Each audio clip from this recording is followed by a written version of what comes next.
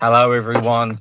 Welcome to Friday and another edition of Always Physical. This is episode 7. I can't believe it's halfway through the year already. It's just literally just gone like that. It's insane. It really is insane. But we've had so many good titles come out, and it looks like it's just going to continue. And long may it continue, because that's what this is all about. Yeah. Always physical. Always keeping it physical. So without further ado, I'm going to introduce my co-host, my partner in crime, the guy who's always in Weatherspoons. It's Carlos. Not lately though, but we'll see soon. Soon. The tour may continue. We've got two great guests. We've got two great guests today. Obviously, Marty is back, one member of the Irish Mafia. We've given Alan Meggs time off. He did appear a month or two previously, so it's good to kind of split them up for a change, because they are quite mischievous. So everyone, a big hello to Marty.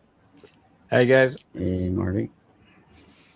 And from the US, I've interacted with him on many streams before. I think the last one we've done a Clint Eastwood birthday special.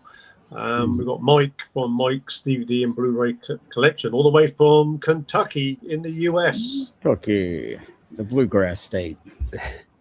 Hello, everybody. Yeah, thanks for having me on here today. Yeah, appreciate it, guys. Hey, it's no problem, mate. Glad to have you on here, and glad to have one half of the Irish mob back on as well. It was a blast to have you on before, and it's great to meet you, Mike, for the first time, and really looking forward to this one.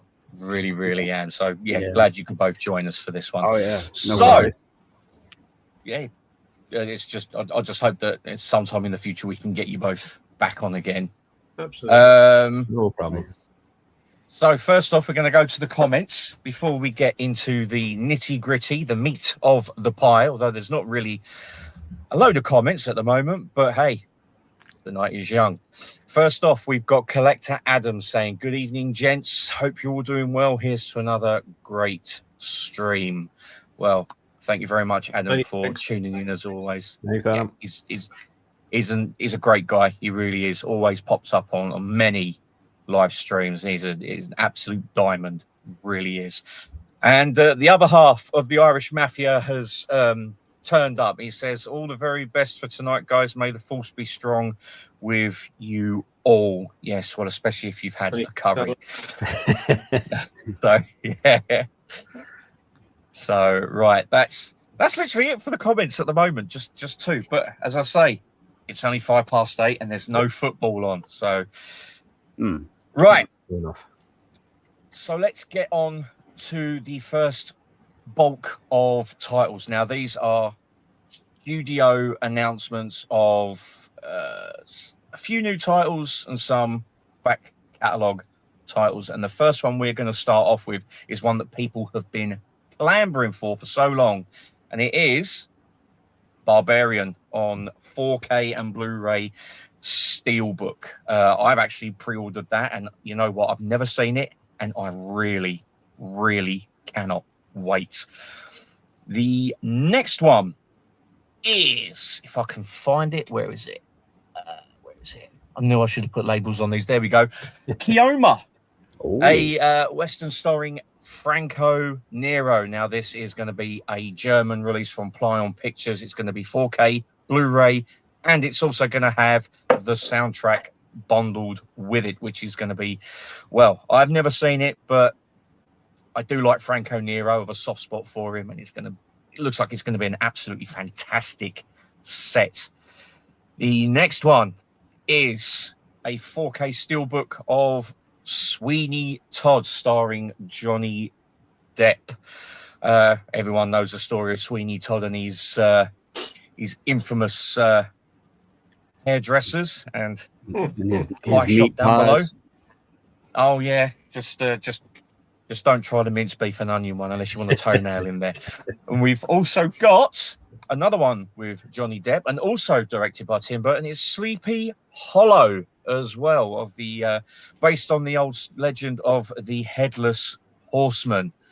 And finally, for this small block of 5, the recently released film of The Mandalorian and Grogu. This set is 150 quid, but you get a steelbook and 2 metal posters, although it is coming in a standard steelbook, which does look pretty nice. Also, standard 4K Blu-ray and DVD as well. So, for those first 5, Marty, I can see that you're salivating already at the prospect of another steelbook coming through your letterbox. No surprise there. That Barbarian one's going to be it was a pre-order instance, so it was.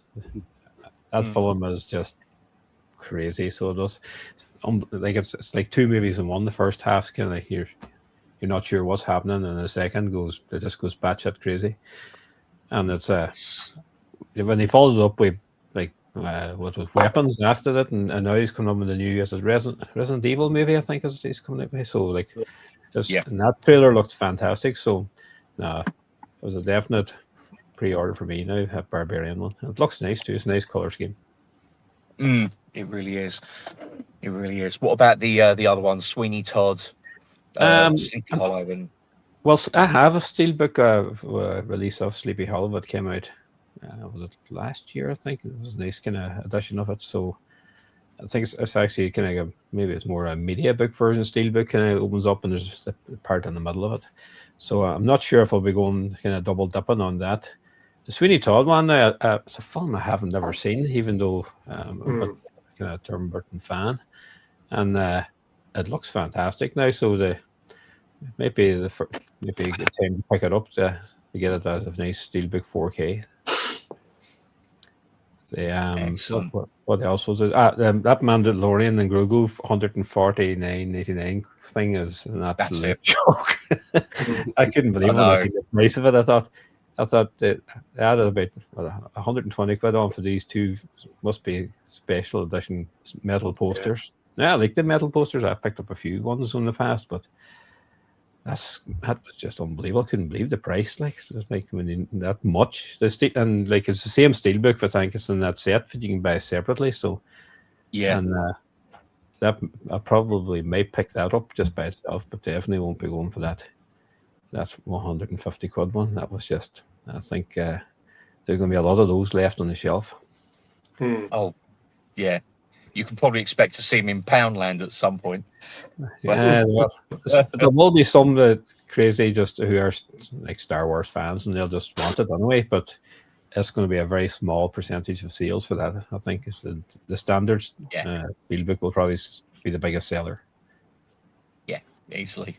What about Kioma as well? I know nothing about this film at all, but I'm kind of getting into my kind of those style of westerns. I can blame Carlos for that, and so I might need to check out the film before I kind of go for that edition. Now it looks like a stunning edition too. Like you get the 4K Blu-ray and the soundtrack, and it seems to be a lot of other lovely goodies with it as well. And the Germans do know how to do a lovely collector's edition. They have done some fantastic ones in the past. So I'll just hold off on that one, but it might be something I'll get later on down the line. Yeah, no, that's fair enough. Completely understand that, especially if it's a film that you've never seen. I'd be exactly the same. What about you, Mike? Any there in those 5 that tickle your pickle? Well, excuse me. Yeah, there's some good ones there.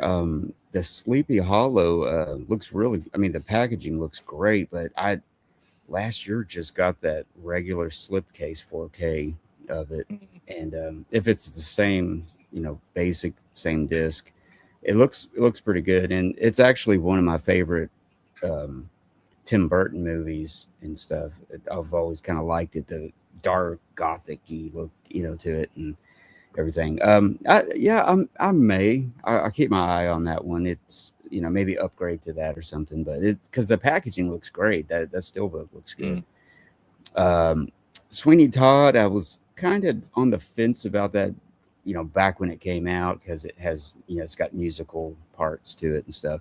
But I watched it, and it's pretty good. And it's got that kind of gothic-y look too that Tim Burton does so well.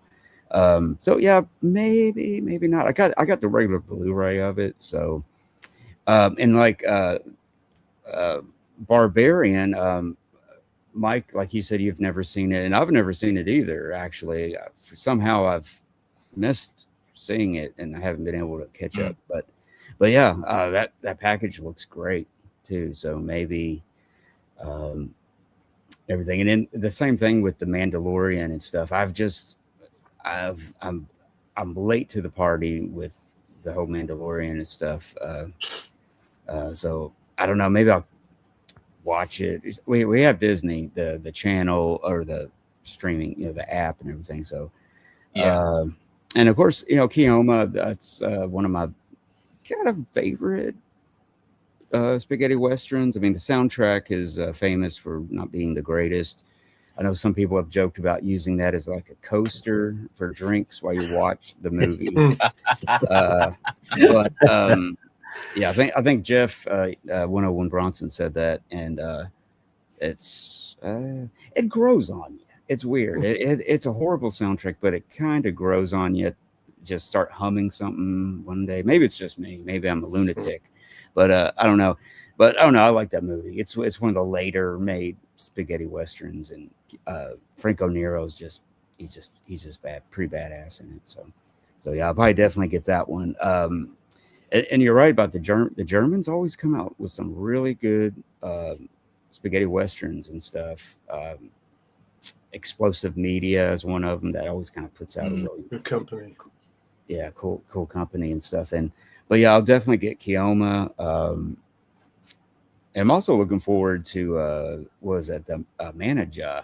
It's kind of similar. What is it? It goes by another name. Gosh, I can't think of it. Oh, well, it's similar. But anyways, so yeah, probably Keoma. And probably Barbarian, actually, since I've never seen it. The other two, I'd probably other three I would think about, But yeah, those are definitely good ones to look forward to. So. Yeah, Mike. I think that. Mike, go. Mike, like myself, is a big Western spaghetti Western fan. We've done many trades over the years, and a lot of the time Mike helps me out on a lot of the US editions, and a lot of the European editions I tend to help him out. So Mike's a big fan on the spaghetti Western. I mean, on his channel he does do these kind of Western roundup. So it's worth checking his channels, and both channels will be in the description boxes down below for sure. Yes. Yeah. Out of those releases, Barbarian I have seen. It's from the same director as the guy who directed Weapons. A lot of fans have been asking for that to get released. I've seen it. I did get a bootleg made. It's a decent horror movie. I much prefer Weapons. I could see probably among the horror fans will be jumping on that 4K steelbook. So it's definitely one to order. I've not actually ordered it myself, but I will be ordering that one. It's a very, very good horror movie. I don't want to reveal too much because it's kind of one of them ones where it doesn't really say much until the end. So it's a very good horror movie. Those Johnny Depp movies, I do have Sleepy Hollow, and I still haven't seen, so I'm likely to give those a miss. And sorry to say, I've never really been a Star Wars fan. I mean, I do enjoy the original first three movies. So, the new batch of movies I wasn't a fan of, or none of the TV series I've got no interest in watching. So, I won't be picking that up. That Keoma release on Play On Pictures for Marty, they have actually released Keoma on Blu-ray. They released that, I think, about a year ago. It's on the Blu-ray, kind of pretty standard, no features on it, or the Arrow US Arrow Video in the US released it in just with a booklet.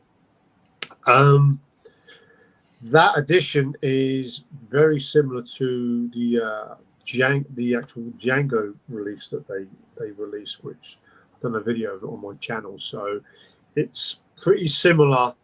I mean, not, just saying, guys, check out the video. If anyone's interested in that Kioma edition, a couple of videos back, I did this unboxing of this Play on Pictures 5-disc release of Django. It's going to be more or less like that with the soundtrack, Blu-ray, and various cuts, features, booklets in there, and everything. So, yeah, I mean, Mike knows that the actual Kioma soundtrack is pretty painful for a spaghetti western. So that's not the big plus, and I mean, it's a suffering one. Well, what's funny is the people that made that soundtrack were very big, like very popular back in the 70s, and they came out with all these albums and stuff, and they're pretty interesting. Kind of, I don't know why though. Weird. I mean, they went for a stage when in those mid 70s that the spaghetti westerns were, the soundtracks didn't have a very good sort of melody like the ones with the Morricone ones. They had like a singer, a male or female singer with the kind of a groan. yeah. And it's like it really grinds you down a little bit. And I think with the Kioma movie, it kind of tells you a little bit of the story of the movie as it unfolds. So that's what it's a little bit annoying in that way. But it's one of the better later spaghetti westerns, and Play on Pictures, they do some fantastic releases. So I'm likely to pick it up. I mean, for a blind buy, I just mentioned it to Marty. You can grab it up. I can't remember the company who was doing it, but it got released about a year ago. You'll be able to pick that up between £12 and £15. So Barbarian and Kioma for sure. I'll be ordering those. Excellent, nice one. Yeah, as I say, I think for me, if I do get Kioma, I might actually just get a cheap Blu-ray just to see what it's like. But probably the Arrow. Yeah, the Arrow. I would go for the Arrow edition. Just run, middle of the road. It looks good. Okay. Economically. Okay. Yeah. Should be cool. Yeah, I might pick that up then. But definitely. Arrow. It will be Arrow US. I mean, you get that between £25 to £30 because it is. I think it's been out of print for quite a while. Oh, yeah, that's right. Yeah. That's right. I'll look into that. Definitely. But yeah, I've got Barbarian pre-ordered, Mandalorian Grogu. I'll catch it on Disney Plus. I've got the standard version of Sleepy Hollow with the slip. I'm not that fussed about Sweeney Todd. I actually thought it was the biggest pile of shite I've ever seen in my life. Honestly, I was just so bored to tears with it. As soon as it finished, I was like, "Is that it?" Then I was like, "Yeah, it looks good. It like looks good, but the rest of it's just turn the audio off or something." Yeah, Have it on in the background. Definitely. Right, before we do the next block of 5 or 4 releases, we'll go back and do just a few of the comments. And we've got Jeff here. 101 Bronson saying, "Hey guys, hope all is well." Hey Jeff. How you doing, Jeff? Hope you're good, mate. And we've got Alan here saying he really enjoyed Marty's VHS post during the week. He commented that VHS days was the best time ever to be a collector. Would you guys agree with that? Just quickly, yes. Fun time, yeah. Where I started my collection off with the Britannia Home Video Club. I started renting mine off. Yeah. I can't remember how I started mine off. I think I might have nicked a couple of Dad's tapes that he recorded off of Sky Movies, trying to watch Hellraiser, and he accidentally taped a blue movie that was playing on afterwards because he left it recorded. Caught in the act. Accidentally, yeah. Oh, yeah. Can't remember the name of the film, but yeah. What about you, Marty? VHS is when I that's when I kind of really notice movies first. Of course, when I was a youngster, my brother used to get me recording things off TVs because he wouldn't want to be in, and he didn't want the ads on, so I'd be sitting there with pausing the tape whenever the ad came on, and then he'd give me 50p. I think it was Raiders of the Lost Ark was the first one I did for him. But that was the tunnel that put you into physical media once you started. You're long lost down that tunnel. But the VHSs, like you kind of, while all them were thrown away whenever kind of DVD and Blu-ray and all came in. So I did it myself, more or less. But that friend of mine gave me a wild pile of this. What he didn't want to bin them. He said, I want them. He even gave me a VHS player for them. And nice. It was so interesting going through it again, like some unbelievable classics. Like I think a Star Wars box set from 1992, all 3 films, and they were stereo sound ones. Then even nothing extra on them, so it was fantastic. It's kind of nostalgic trip going through them again. But yeah, VHS definitely was when I kind of started the physical media bug. Definitely. They're going for big money. The VHS. Oh yeah. Tape. Well. Oh yeah. Yes. Did you see the? All I can say is, I've got that dirt cheap off of eBay, 15 quid, and it's in the old. For some reason, it's in the Warner blister box. Lord. For some reason, even though it's a Paramount release. Oh wow. I've never seen anything like that. But yeah, I literally, when I got a VHS player back, I was like, I've got to get tapes again. I just literally went mad, and I've managed to get all the Friday the 13th tapes. Wow. How, I don't know, but yeah. So anyway, hang on, he's whipped it out. That's it there. I think that's really old looking, as you can see from it. And it's when you look at the original artwork, it's all that's old school art. Yeah, you can't beat it. And even I don't even remember this Return of the Jedi artwork because it's a wee bit different to what I've noticed. So, but it was a beautiful thing to get in the middle of a nice present. Yeah, that's cool. I mean, it definitely shows that the older artwork is the best because it's all hand drawn, not photoshopped or AI shit. But that's the problem there, because I've seen the new release of, I think it's an Interview with the Vampires released, I think it was out for pre-order, and they've gone new art on it and the artwork. I've just seen it. It's just so awful. Like, and the original artwork would have been just perfect for it. But no, they have to change it and make this really. It's just meh. You just don't want to buy. It puts you off buying it. Do you know sometimes, Marty, with this new artwork, you could actually go into a HMV store, and you could. If there's a certain release that's been come out on Blu-ray or 4K, you can actually literally bypass it and not realise. I've done that. I've done that on several occasions when Poltergeist first came out. He came on 4K. They had that image of the light. Yeah. And I thought, what the hell is this? Everybody knows the image of the young girl and the TV, and stuff like that. And I didn't even know. It was just by chance that I realised it came out on 4K, and obviously we had these collector's editions that came out later. But sometimes that can easily happen.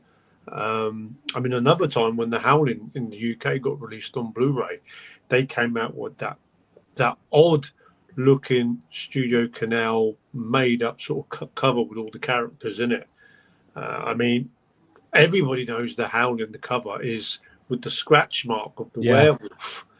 They get that was this iconic kind of cover, the original Howling one. That why would you change it? Like, I think my Steelbook has that original kind of scratch mark. It looks fantastic, but no, it changed it for maybe the sake of changing. And I think they had a problem with the Poltergeist one is that they didn't have the rights for that beautiful image, and then they stuck one. I think it was like the woman was down a swimming pool.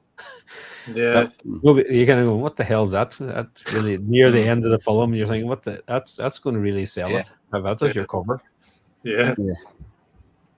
It's like I was just quickly. I was looking on eBay at the VHSs for Poltergeist, and I think one of the original releases actually had the scene where they're in the kid's bedroom with the rope and they're pulling, and they're like that. they throw it into like the other side and that, and he's holding on to it. That was actually like the artwork on the cassette, and I was like, that's actually pretty cool. Yeah.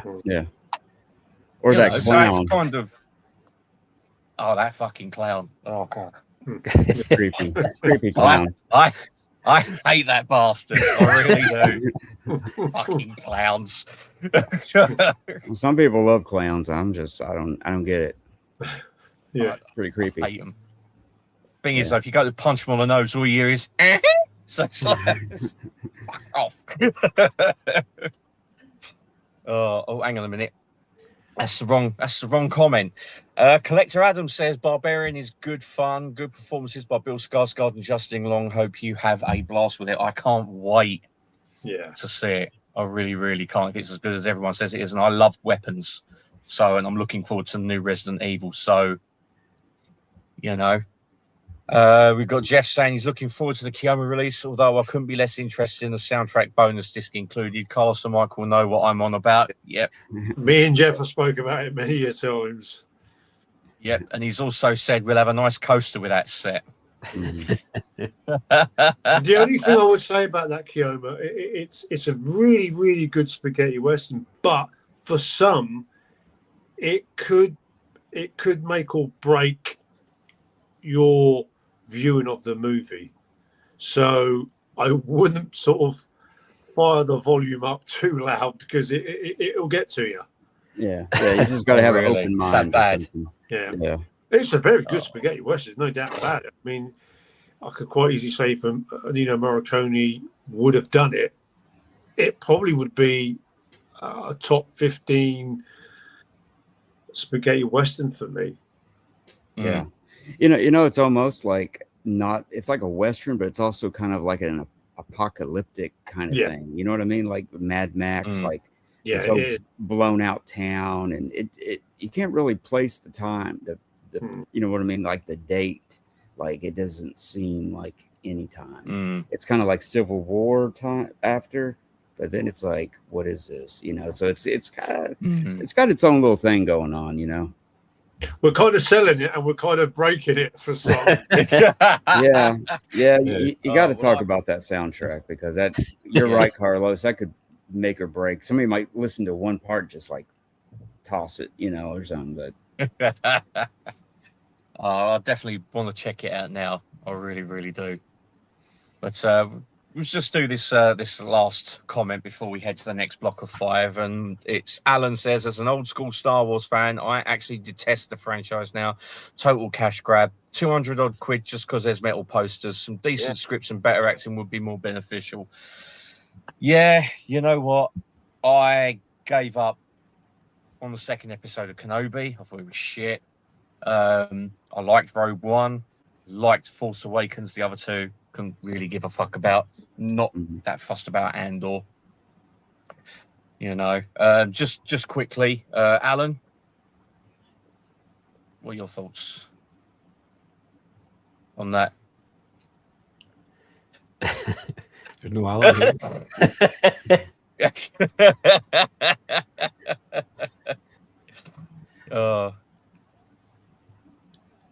Right. Right, so we'll go to the so I've lost track now. I've completely lost track now. I'm so sweaty. It's fucking horrible. The next stack of movies. Yes, the next stack of movies. Yes. Releases. Yes, that'll do. Boutique labels. Yes. Right, so the next block of 5, we're going to start off with this. Now, I've already pre-ordered this. 35 quid. It's Manhunter, the final cut. Apparently, Michael Mann's gone back and regraded the film, the Dolby Vision or something, and he's done something with the sound and, you know. So apparently there's going to be a soundtrack in there as well, and that is going to be 35 of your pounds. The next one is, if I can find it, of course, because I can't see this very well. It's here somewhere. Yes, there it is. Annihilation, starring Natalie Portman. I think Oscar Isaac as well. Yeah, this is this was a weird film for me when I said, I think it was on Netflix. Yeah, I don't know if I'll be picking that up. I really don't, because I couldn't get on with it, but it might be one that others might want to get. The next one is, where is it? The Cable Guy with Jim Carrey and Matthew Broderick, a film that, well, from what I can remember, divided fans back in the day, but now people seem to regard it as a cult classic and have even said it's Jim Carrey's best performance. I've only seen it once, so I can't really comment on that. Yeah, me too. The next one, if I can find it, is this one. The Sopranos is getting a 4K complete series box set. The, well, legendary TV series from HBO starring James Gandolfini as Tony Soprano. I've only seen a few episodes and I liked it. Would I get the 4K set? I suppose it all depends how the picture would be. But yeah, I've no idea on the price on that, but you can imagine it's going to be easily probably in about the 200 range. So if you've got deep pockets, then you're going to be well catered for. And the last one for this segment, again, if I can find it. There we go. Evil Dead from 2013 is getting this collector's edition. I think it's from Studio Canal. You're getting 2 4Ks with both cuts of the film, 2 posters, and a book. And I do believe that is a digipack as well. So for all those who didn't get a chance to import the Shout Factory Steelbook, that's going to be the one for you. So, Marty, any of those 5 tickling your pickle? Yeah, that Manhunter one is a definite buy. That's a film that's been dying to get a 4K release for such a long time.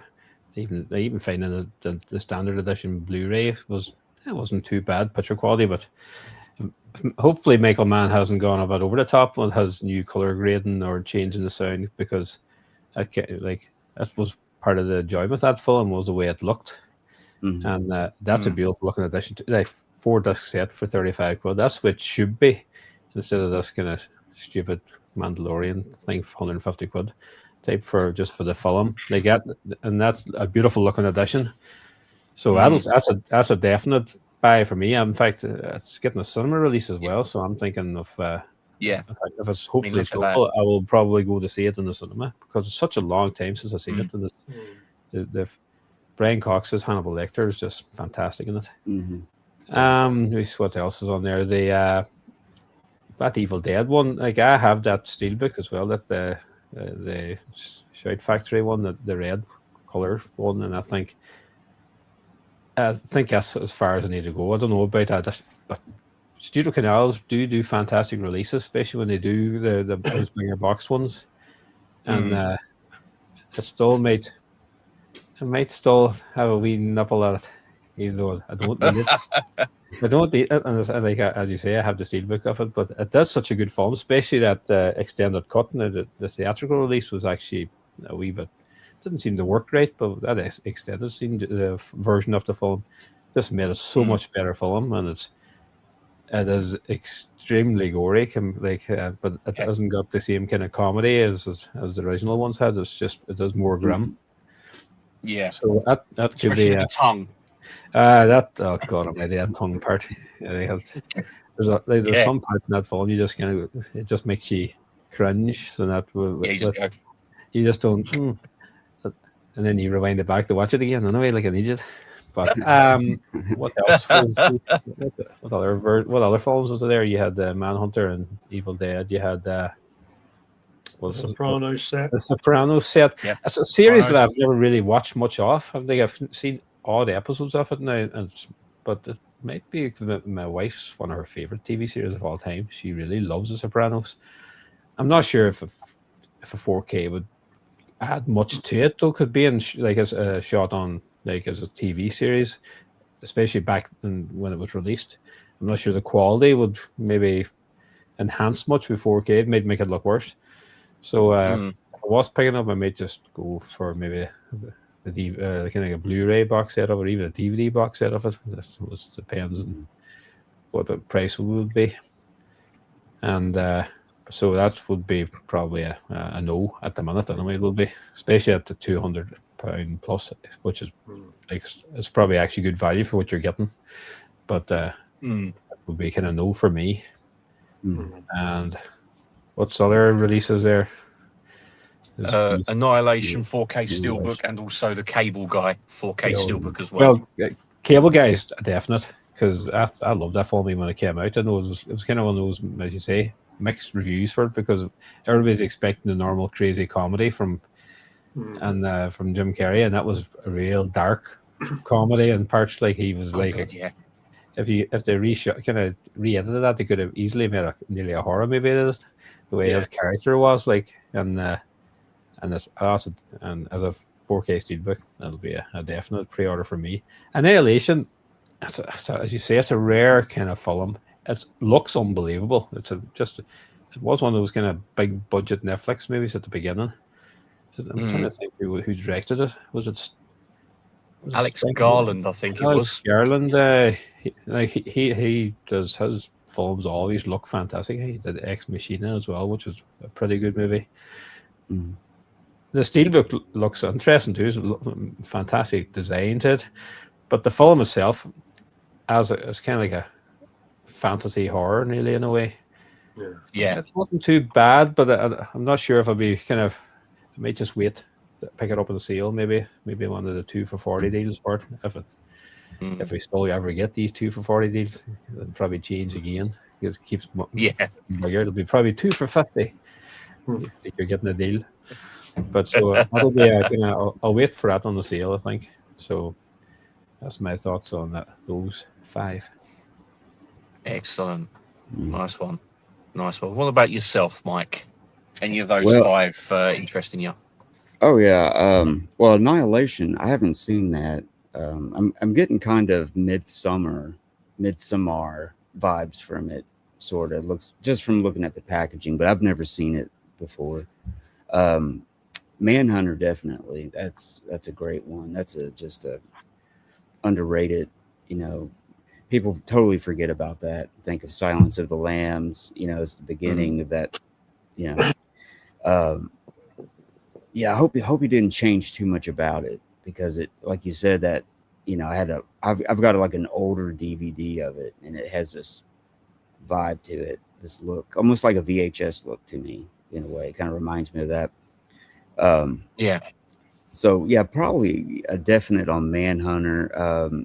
Evil Dead 2013. I probably would wait on that one. The Sopranos. Now, that was so popular when it first came out. It was just huge, and I didn't have HBO at the time, which was what it came on, and I never did see it. But I got the DVD box set of it, and I never have had a chance yet to start it. So I would probably say no on that. The packaging looks great though. It looks pretty neat. It's all looks like in their sleeves and stuff. That looks pretty good and stuff. But probably wait on that one for sure.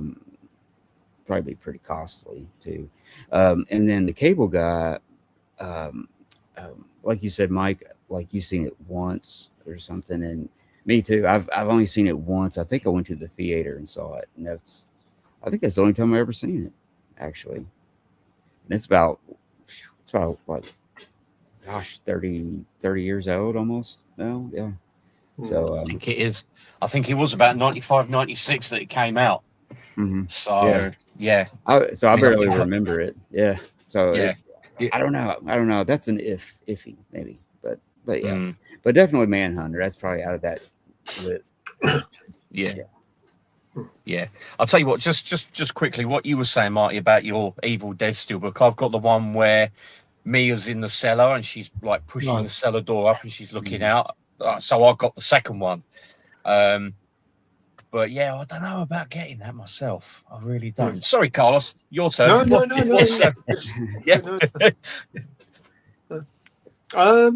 Annihilation, I must confess, I've never even heard of the movie. I did check up on it. No, not for me on that one. That Evil Dead movie, I got to be honest, I wasn't really a fan of it. I'm a massive fan of the original one, but that I probably do need to revisit that one again because I've only seen it the once. So that one, no. I mean, I do need to rewatch it again because I did watch Evil Dead Burn at the cinema, which it's had some great reviews. I thought it was okay. Started off really well, but the ending it just went a little bit like Terminator 2. But there's a few people, quite a few people that are raving on about the new Evil Dead movie.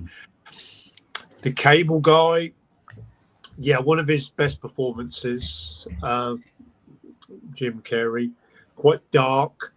I don't know if I would sort of make the sort of upgrade for a Steelbook. I probably might just get that on a regular 4K release, but it is a very, very good movie. It's very similar to King of Comedy, Joker. It's got that same sort of vibe. Yeah. Do you like the guy, or is he a little bit twisted and he turns?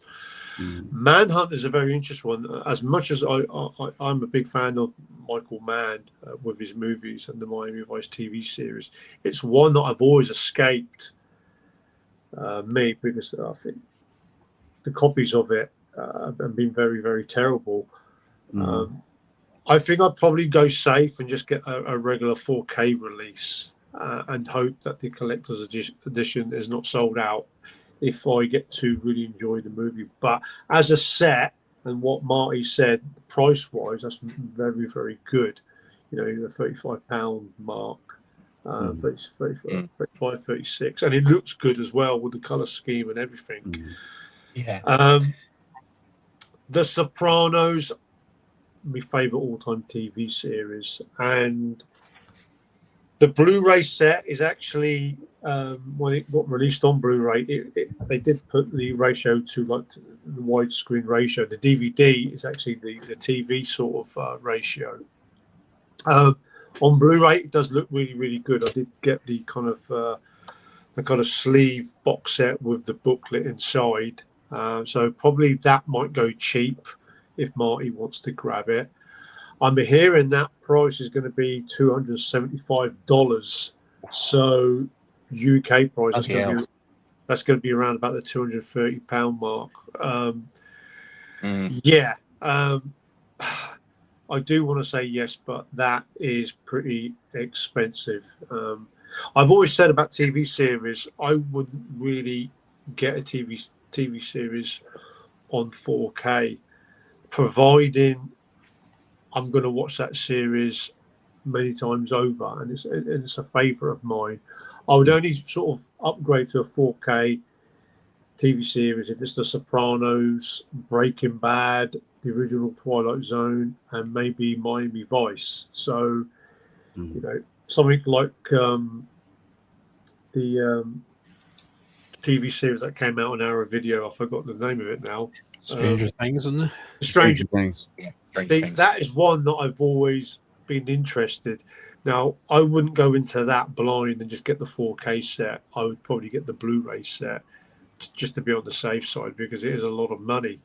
But what about the Walking Dead, Carlos? Are you a fan of Walking Dead when that came out? The first 4 or 5 seasons, but after that, you could imagine that with 12 seasons, that'd be pretty expensive. I mean, you're looking at $275 in the US for their price, and that's got 6 seasons. So if you can imagine Walking Dead with 12 seasons, that's going to be near the $300-400 mark.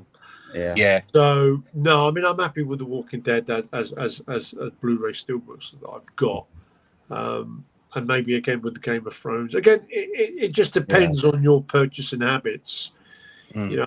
Me upgrading onto 4K, my favourite films. It's a no-brainer. I mean, certain sort of movies that I kind of like, I don't really need to go the 4K route, but that's just my purchasing habits. Others could be different. So Sopranos one, definitely. Yeah. Cool. Excellent. I could see Marty's ears wiggling as soon as you said Steelbook for The Walking Dead. Oh Lord.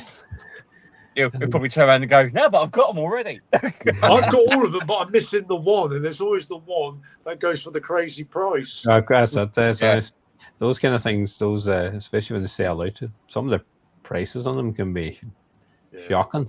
You're looking at it, you're kind of going, my God Almighty, that person is just wants to take all your money just for one edition. Like, but they probably think someone's going to pay it. Probably that's why it's at that price. But they do that. I mean, I've done a similar sort of thing with the Game of Thrones, the Blu-ray steelbooks in those little white cases. Now I've got like 5 or 6 of them, and I'm missing 1 or 2, and they're just going. They want about £70 for them. And I'm not willing to pay that.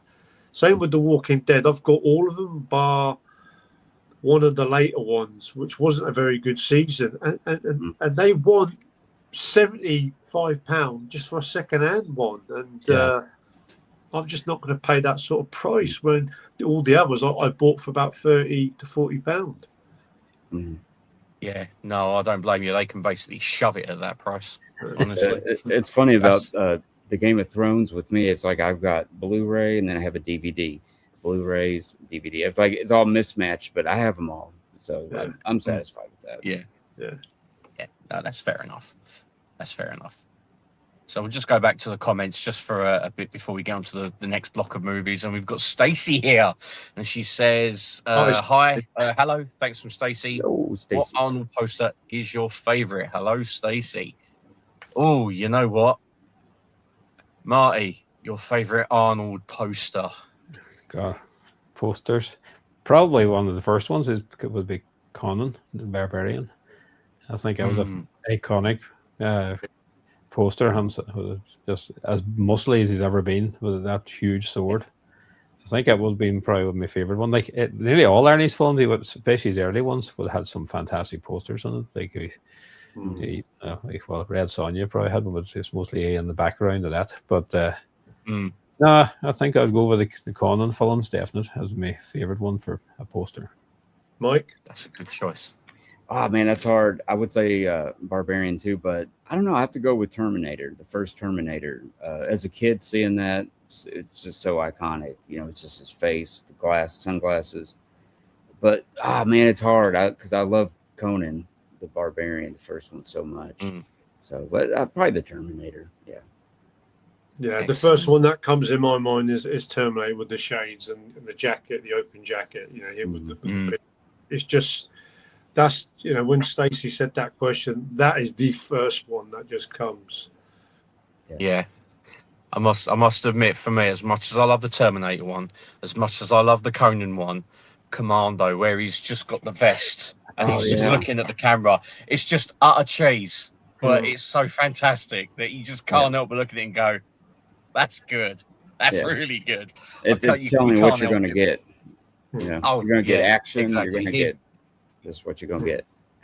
Oh, yeah. Action, one-liners, extreme bouts of arms getting lopped off and people getting, perfect. Just absolutely perfect fantastic. Action. Yeah. Oh, yeah. That's a really good question, actually. Very, very good question. Cheers, Stacey. We got Jeff saying, even I started with VHS, still have all my tapes from back in the day as well. Nice. I think I've got a few, but I've had to just literally buy a load again. So, and we've got Jim. Jim has graced us with his presence. Hello. Hi there, Jim. Hey, Jim. So now this could go one of either two ways. It could go really well, or it could just go downhill like Eddie the Eagle Edwards. So, yeah. And Jim says he loves the old Star Wars art. A New Hope, my ass. It's called Star Wars. Yes. It's always Star Wars. Yes. Yep. Yes. Always has been. Always has been. It's like First Blood Rambo or Rambo First Blood. It's First Blood. It always will be. Yeah. Yeah. Exactly. Yeah, I never say New Hope. I never say that. Yeah. It's like with when they re-released the Raiders of the Lost Ark. Indiana Jones and the Raiders. No, it's just Raiders of the Lost Ark. That's how I've always known it. That's how I'll always know it. All this tagging shit on. No, fuck off. So, well, we've got Matthew Lombard here. He says, "Good evening, gents. Hope you're well. Looking forward to a great stream with you all." Cheers for tuning in, sir. Yes, thank you very much. It is much appreciated. And Jim, just quickly for this one, he says, "I want the Howling 2 with the alternate artwork of Sybil Danning at the climax of the..." Oh, for fuck's sake, I told you. It's gone downhill already. It really has gone downhill already. And it's only going to go down even further. Oh, Jim. Honestly. Oh, Jim. Right. So, the next bulk of 5 or however many there are, if I can find the artwork for it. I know it's here somewhere because I downloaded it. Well, I thought I downloaded it, but it looks as though I haven't. So anyway, it's The Fast and the Furious is coming as a steelbook with a slip, and it's going to have new Dolby Atmos, I do believe. And that's a US only exclusive. We've also got... Have I downloaded the artwork for that one? I know I have, but it hasn't been added. It's the Star Trek, the original series 60th anniversary box set. This is on 4K. Is it 4K or is it Blu-ray? I can't remember. But you get lobby cards. You get a box with the lobby cards in. I think you get a collector's booklet, and you also get a 7-inch vinyl of, I think it's the theme as well. But it's going to be 170 quid. 170 quid. It's a bit steep. Steep? It's effing vertical. So, the next one is the 1939 classic Gone with the Wind. And with this, it is completely uncut, and you get all those goodies. And Marty's favourite, a steelbook. So, is that a photograph in a frame that you get with it as well? It looks like. It looks like. That is, isn't it? That is, isn't it? I've never seen that before. But anyway, that apparently is going to be, I think it's either 50 or 60 quid. But you do get quite a lot of bits and pieces there with it. Now, also, we have got season 1 of Mobland coming to Blu-ray. You also have season 3 of Tulsa King coming to Blu-ray. And then we also have, where is it? I know I've got it here somewhere. Nope, it hasn't uploaded that either. It is, oh, bloody hell, what's happened here? Right, Tulsa King, right there. The Abominable Snowman is being released by Hammer on one of their 4K collector's sets. And it is, after looking on the Hammer website, it's 50 quid. So, and it stars Peter Cushing and I think Forrest Tucker as well, who you may remember from, I think it was the Trollenberg Terror, which is actually a pretty good film. I can recommend it. So, Marty, any of those pricking your ears up, apart from the Fast and Furious steelbook? I wouldn't even go for that. I have the complete Fast and Furious already, and I think I bought a box set of Amazon Italy one time. I think it cost me about 30 quid for all the films, 4Ks, which I thought was a great deal for a lot of bad films, most of them. The longer it goes, the more unbelievably stupid it becomes. You got to turn your brain off. Even turn your brain off, maybe just be enough. I think some of them films, but the first 5 are actually enjoyable. After that, then they kind of just get a bit stupid. So I don't think I'll be going for that. I think they released a big kind of one of them box sets off it. I think off that film over here too, not just America. But I don't think definitely won't be going for that. Star Trek series now that'd be interesting, even though it's bloody expensive. That was my dad loved Star Trek. He loved that original series, and 4Ks too. Probably because it's so brightly colored, it might actually come out look pretty good because it's not going to help the special effects. Special effects are all at that time were all but ropey, Red Dwarf-esque, but they at that price, so it's maybe one I might wait for on a sale because it would be nice to have like I don't have anything of the series actually on disc. I have the films, most of the films on disc, as well as I got all the films VHS here at last pickup. So and like the Gone with One, I don't know about that. As a film, I've never watched the whole way through. I'm not sure if it's a film I might even enjoy. But the older I get, the more I'm starting to enjoy those kind of films. And it's definitely going to look fantastic because those films really do light up when they get hit by 4K. And Ben-Hur was just, you couldn't believe how good it looked. So, and there seems to be plenty in it. There's a good pile of extras as well as a steelbook, of course, and those extra discs. So that might be a maybe. Now I need to look on that a bit more. Now it would be one that I probably will go for, just because it's a film I haven't really seen, but it's a film you really need to see. It's one of those ones. If this was one of the biggest films of its day. Yeah. I haven't watched any of Mobland or Tulsa King at all. So I definitely wouldn't be picking them up because I'll wait and maybe I'd see them on TV or something sometime and see what they're like. I know that Tom Hardy's well worth watching anyway. I've seen, and even though I hear Pierce Brosnan's Irish accent, which I'm being Irish, is shockingly bad. You couldn't believe that one. And Tulsa King, well, hard to beat a bit of Stallone though, so I might just keep. I've seen some clips of that now. It does look kind of interesting. That now Abominable by the Hammer. I do like Hammers. Those nice kind of box sets to do. Those kind of leather kind of feeling cases they have. I have a few of them up there, so I have somewhere behind me, and they are very nice. They do a great job of them.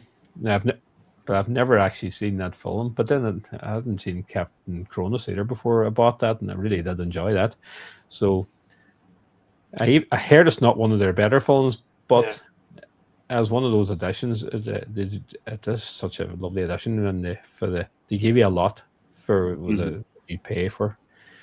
So I probably will get that just to keep the collection going of those big kind of leather bound box sets for the released. Of course, Dracula is going to be the big one this year, but this one will kind of tide us over until that gets released. Of course. I was just having a look at the thing for the Star Trek set.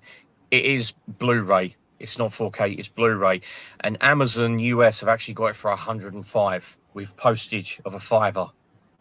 So it's not too bad. It was Zavvi UK that had it. I think it was for about 170 quid. So they can do one. Get it off of Amazon, and that's with the vinyl and all that. As long as you give it a region-free player, you're flying. Oh yeah.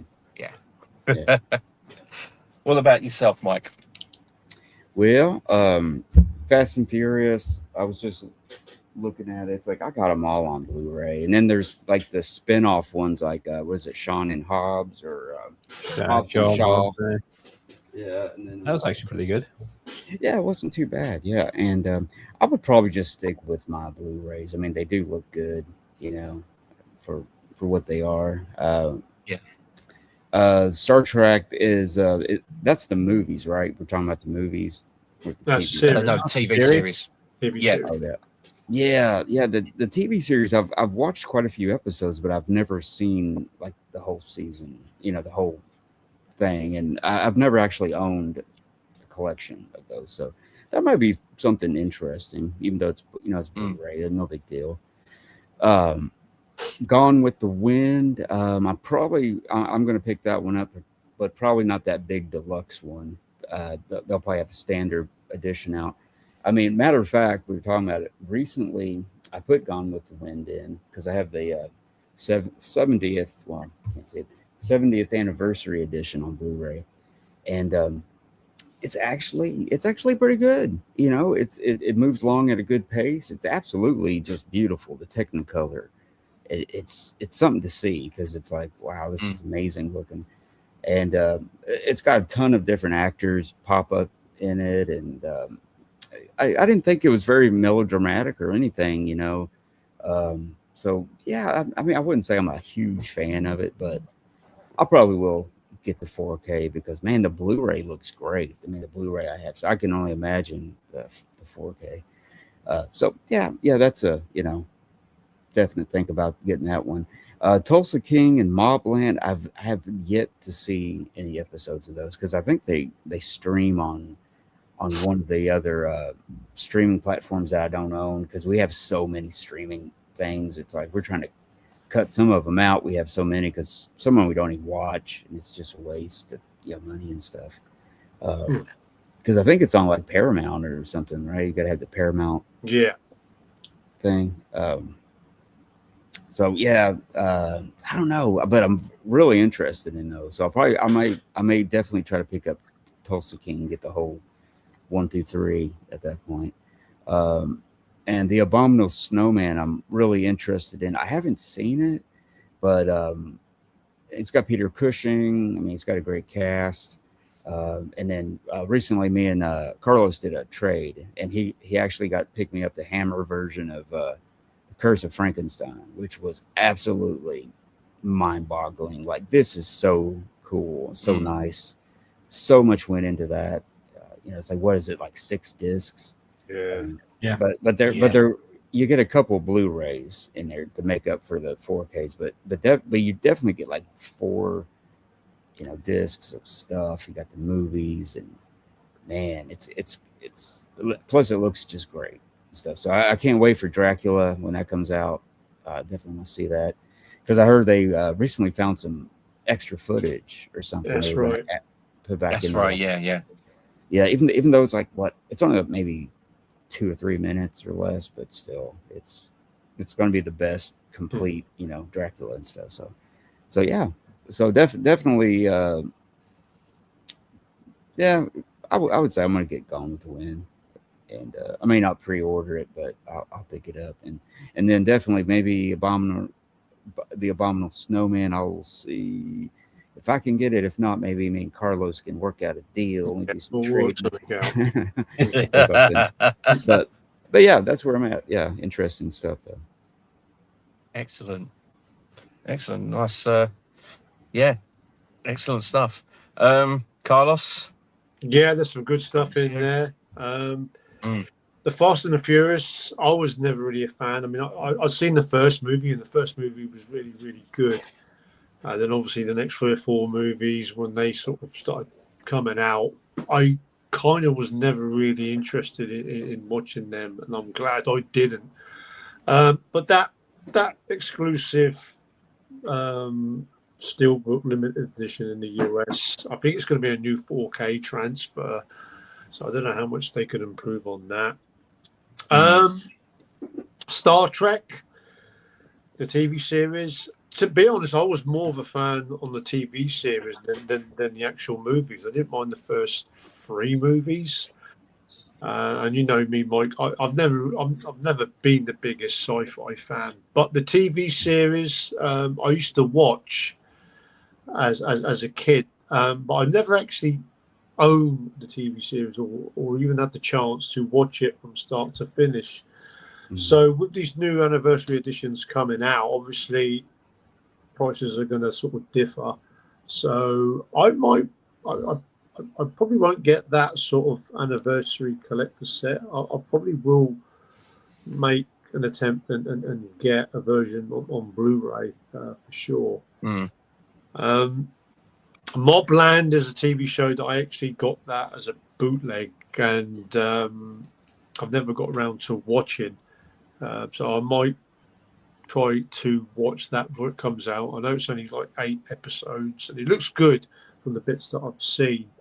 It'll probably go for cheap. A lot of them sort of TV series on Blu-ray normally do. Tulsa King, I really enjoyed the first one. I've yet to see the second one, which I did pick up. So as a Stallone fan, I will definitely pick that up because it's a great role of him as a kind of an aging gangster. So I'll be definitely getting that one. The Abominable Snowman. I did pick up that Curse of Frankenstein release, and while I have been getting into the Hammer movies, Dracula's the big one for me. And I'd actually seen the Abominable Snowman online, and it's filmed in black and white. I thought it was okay, and to be honest, how Marty put it, it's just kind of another release just to keep the Hammer fans tingling along, waiting for the big Dracula release. It's just that. As much as I like those editions, 40-50 pounds each time, I'm not going to be getting big. I mean, those sets are fantastic. Obviously, Mr. Alan Meggs, Physical Media Lives, will be grabbing that set, but I don't feel the need to be getting that one because I thought it was okay, not a Hammer movie that I'd really want to go. It's not a kind of Hammer horror. It was actually filmed between The Curse of Frankenstein and Dracula. So it's kind of it's more of a sort of British monster movie, creature feature, whatever you want to say. So I won't be getting that at all. Gone with the Wind. I have seen it. I've seen it the once as a young movie fan in my teens. I'm about 16 or 17, and I knew the power of that movie. And believe it or not, I think it's around about 3.5 hours, maybe 4 hours. It's a long ass movie, and Mike's absolutely right. I remember it even shown on TV and in Technicolor. It looked outstanding. I never owned it on DVD or Blu-ray. I probably would love to get this on 4K. I still haven't got. I've considered getting that Ben Hur collector's edition, which looks like a similar sort of thing with the Gone with the Wind one. And yeah, it's kind of like a period piece, Western romantic drama. Believe it or not, I really enjoyed the movie, even though it's the first time I'd watched it. I mean, I think definitely Marty would enjoy the movie for sure. It is an epic. It's an outstanding epic, and for the movie, I can't remember. I'm having a brain fart. I'm sure it's late 30s or early 40s. Oh, it's 1939. One of the very first. Yeah. One of the very first colour movies that were made. I think it was The Wizard of Oz, and then Gone with the Wind followed, and it looked outstanding. You would not think it's a movie from the late 30s, and some people might think that's an odd choice, to get that on 4K, but frankly, I don't give a damn. I couldn't wait to squeeze that one in. That well up, didn't you? It was coming. I forgot about that part. Yeah, it was brewing just like a big fart, and now he's let it out. Had to do Find the moustache and the hair, and sort of the parting with Grease with Clark Gable. I probably would have perfected it. Oh, Carlos. I think for me, because I've got the original Star Trek Blu-ray release of the series, as much as I would like it, I can't justify spending to get the series again just for the added extra, so I'll just stick with my original release. Fast and the Furious, I thought it was a good film, but it's not one that I would watch over and over again. Gone with the Wind, however, I have to agree, it is a classic film. It's a film that I never thought that I would like, but I've got Mum the DVD set. I think it was like 3 or 4 DVDs. And the good thing, I'll just say, Mike, the good thing about that, because we had that thing a couple of years back, because of certain scenes that were filmed at the time, I think like racial slurs and stuff. I can't remember if it was racial slurs or something to do with racial, for the time, that they were actually going to pull that movie out and have those certain scenes deleted. We are getting it totally uncut, and I think a lot of fans are happy about that, because it was going to be a movie that they were going to pull from the shelves at one time. Yeah. Well, in watching it recently, Carlos and everybody, I didn't really see a lot of like what the hubbub was all about, It's only nitpicking. Because I've seen way worse treatment of African Americans and whatnot. I think it's just because it has slaves, it deals with that, and Yeah, that's it's it. very Yeah. nitpicky, very nitpicky. Yeah. But yeah, it's a good 4 hours long, roughly. Yeah. Almost 4 hours. Yeah, yeah. But I mean, if you look at the film taken as historical context, if you was to take the racial slurs out of it, I mean, I can't stand racism, but the thing is, with that film, it's indicative of the time, and also slavery. It's indicative of the time. To take that out, it's basically saying that it never happened, and it did. Yeah. So it needs to be in there to show audiences that's how it happened back then, and it shouldn't be happening now, you know, and stuff like that. So I'm glad they haven't cut it. It should be shown as it is to modern audiences. I mean, So, I will say one thing. I mean, like, for casual movie fans, they probably wouldn't want to watch a movie like this. But if you're a young or a kind of more mature movie fan who've never seen the movie, don't be put off that it's a long movie and it's kind of like got a romantic drama storyline in the background, obviously with Judy Garland and Clark Gable.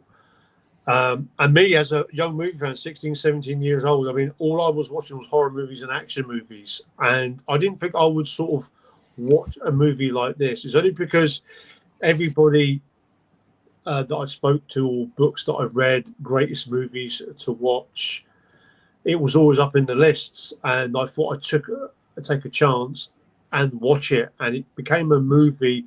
After an hour that I watched it, I got more and more and more into it. And like when I did watch the movie and the way it ended, even though it was long and it went to sort of like late in the evening, I was like, wow, that was a much better film than I ever imagined. And this is me at a young sort of age, and I couldn't believe that, you know, going to school the next day or college or whatever, saying, oh, I watched Gone with the Wind. And, you know, you get, really? What do you watch that for? And no, bypass that. Do watch it, because the big selling point is if you like epic movies and you like films that are done in Technicolor, it's a must. So I could see if it'd be a film that Marty would sort of say, maybe if he gets a collector's edition or a steelbook, if there is one, he'll be happy in getting it, because it's a great movie. About it is. Yeah, I would like to add. Oh, I'm sorry. I was going to say, to add to that, the special effects in Gone with the Wind are well done, because there is some subtle special effects, and it's done so well. And it's like, I don't know, the Blu-ray just sometimes it exposes that, is like a 4K will expose the bad element, you know what I mean? But it didn't. It was just so well done, and such an achievement of just technical stuff, you know, like cameras, like cranes and all kinds of crazy stuff going on. But yeah, it's in the thing I always think about is it's not melodramatic. It's not so, you know what I mean, so sappy, like get your Kleenexes out or something. You know? It's not like that, you know. It's pretty cool. So it's definitely worth a watch for people that's never seen it. Yeah. Definitely, I have to agree with that. It's deserving of its Oscars back in the day, and it is a classic. So I have to agree with what everyone else has said. Don't let the runtime put you off, or that it's got like a bit of a love story to it, but it's a whole mishmash of things like Civil War, a kind of a Western, let's just say, with a little bit of romance in, and you will enjoy it. Runtime never put me off. I think I watched The Stand, which was 6 hours one time straight through. So I don't mind if it's something that keeps you interested. Time flies. It doesn't really matter. Like even that was Justice League Snyder Cut was 4 hours long. Like if it's a good film, time's irrelevant, really. Yeah, definitely. I'm with you that one, Marty. I mean, like I say, if it's that good a movie, I'm not going to be looking at my mobile phone or anything like that. You're just too engrossed to watch it. You don't want it to end if it's that great, if it's that good. Yeah. No, that's right. That's right. I have to agree with that. I really do. So Gone with the Wind, definitely going to be picking that up. Tulsa King and Mobland, I've not seen them, so I wouldn't be picking those up straight away. I think I want to try and watch them on TV first before I pick them up. Abominable Snowman, yeah, I don't know about that one. I really don't know about that one. So, I mean, right before we do the other ones, I was going to say, thinking about the Abominable Snowman, I would probably get a regular Blu-ray first before getting that. You know, it's just it's going to be well done, the packaging, but as far as the film goes, like I've never seen it, so I would probably go the route of the Blu-ray, just a regular Blu-ray or something. Definitely. So just going over some of these comments. I'm just going to address acres of movies now, Stacey. I can't go through all of your comments because we're going to be here till doomsday. So I do apologise about that. I'll go through some of them, but not all of them because we've still got quite a bit to go through. So I do apologise about that. So we're going to go to Jim, who's actually saying outside of the new transfer, the final cut is actually the extended cut that was already on the Scream Factory Blu-ray, which I own. Interesting. Very interesting. I didn't know that. What was that again? Sorry. What was that again, Mike? Manhunter. Manhunter. Okay. Manhunter, yeah. And he also says that Annihilation is a great film. I think for me, that was probably a film that divided a hell of a lot of people. I thought it was, I think if I wanted to watch it again, I'll just get the Blu-ray. And he says he's never been a fan of the Cable Guy. And he also says that Sopranos 4K box that just made Carlos feel a tingle in his nether region. Love that series. And Jeff says he loves the Sopranos, but he's guessing his collection will cost a pretty penny. Yeah. Yeah. Oh, yeah. Really, really. And Jeff says that he's pre-ordered Manhunter. Studio Canal, reliable, and it's a nice looking set. It's actually getting a short cinema release. Oh, sorry, not Jeff. Alan, sorry. Yeah, I was going to say Jeff. I don't know. It's actually getting a short cinema release in Dublin, so I will be attending. You'll have to let us know what it's like, mate. And this one's Jeff. He says, got the Blu-ray sets. I'm not sure if I'll go for 4K as much as I love the series. Super prices. I think he's saying about the Sopranos. Yeah. With that one, yes, he is. He is indeed. So let's go back to the releases, and we're going to go with Kino. Now, there's 5 Kino announcements. And again, it's not uploaded all of the pictures because they weren't in GIF, GIF, SIF, BNL, or whatever it is, PNG. So I'll just reel off the ones that I've got here. But the first one is The Clown Murders. Now, I've not actually heard of this one, but apparently it is a Canadian slasher movie from 1976, I do believe. And yes, that is John Candy. Believe it or not. So, wow. I've never even heard of it, but that will be quite interesting. We've also got the Dream Team, Christopher Lloyd and Michael Keaton, Peter Boiler, and Stephen Furst from National Lampoon's Animal House. You've also got Bulletproof, starring Damon Wayans and Adam Sandler as a cop and a criminal who go on the run. And the Peter Sellers masterpiece Pink Panther collection. That's got 5 films on 4K and a bonus Blu-ray disc with all of the special features on there. And I do believe that's all of them. 1, 2, 3. Oh, yes, sorry. The last one, I forgot about this because they put it right at the bottom, is Hurricane, starring Denzel Washington, a boxing movie that has been announced as coming soon. So, Marty, any of those on your radar?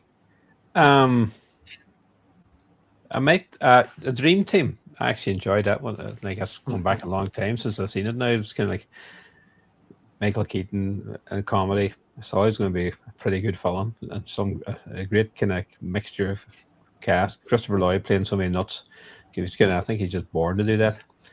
But so a dream team would be something I'd be very, very interested in. As you said, I haven't heard of the Clown Murders. You said a Canadian horror movie with a very young John Candy by the look of it, which would be interesting to see alone, just a John Candy and a kind of slasher movie. But Bulletproof, I mind seeing it when it came out, and I didn't think much of it. Like it was, I'm not sure. This is Damon Wayans, and he's kind of hit and miss in a way. But at that kind of time, The Hurricane's a film I've never seen, which I should really have watched because it looks like it's supposed to be one of Denzel's one of his best roles.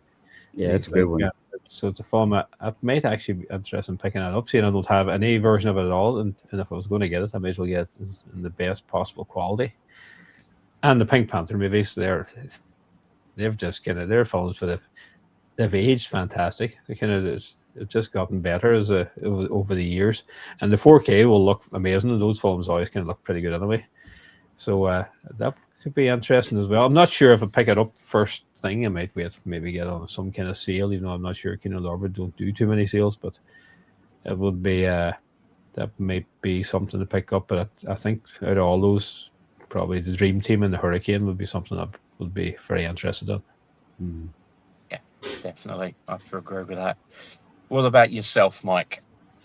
Definitely probably would go to the Hurricane, which I've seen it a couple times, and it's a pretty good little. It's not the biggest Denzel movie, like when you think about Denzel Washington's stuff, but it's kind of based on a Bob Dylan song, from what I understand. Or he wrote a song about it, which was called The Hurricane, and something like that. And it's based on a real guy and everything. And it's a fantastic movie. It really is. It's good. It's a real powerhouse drama.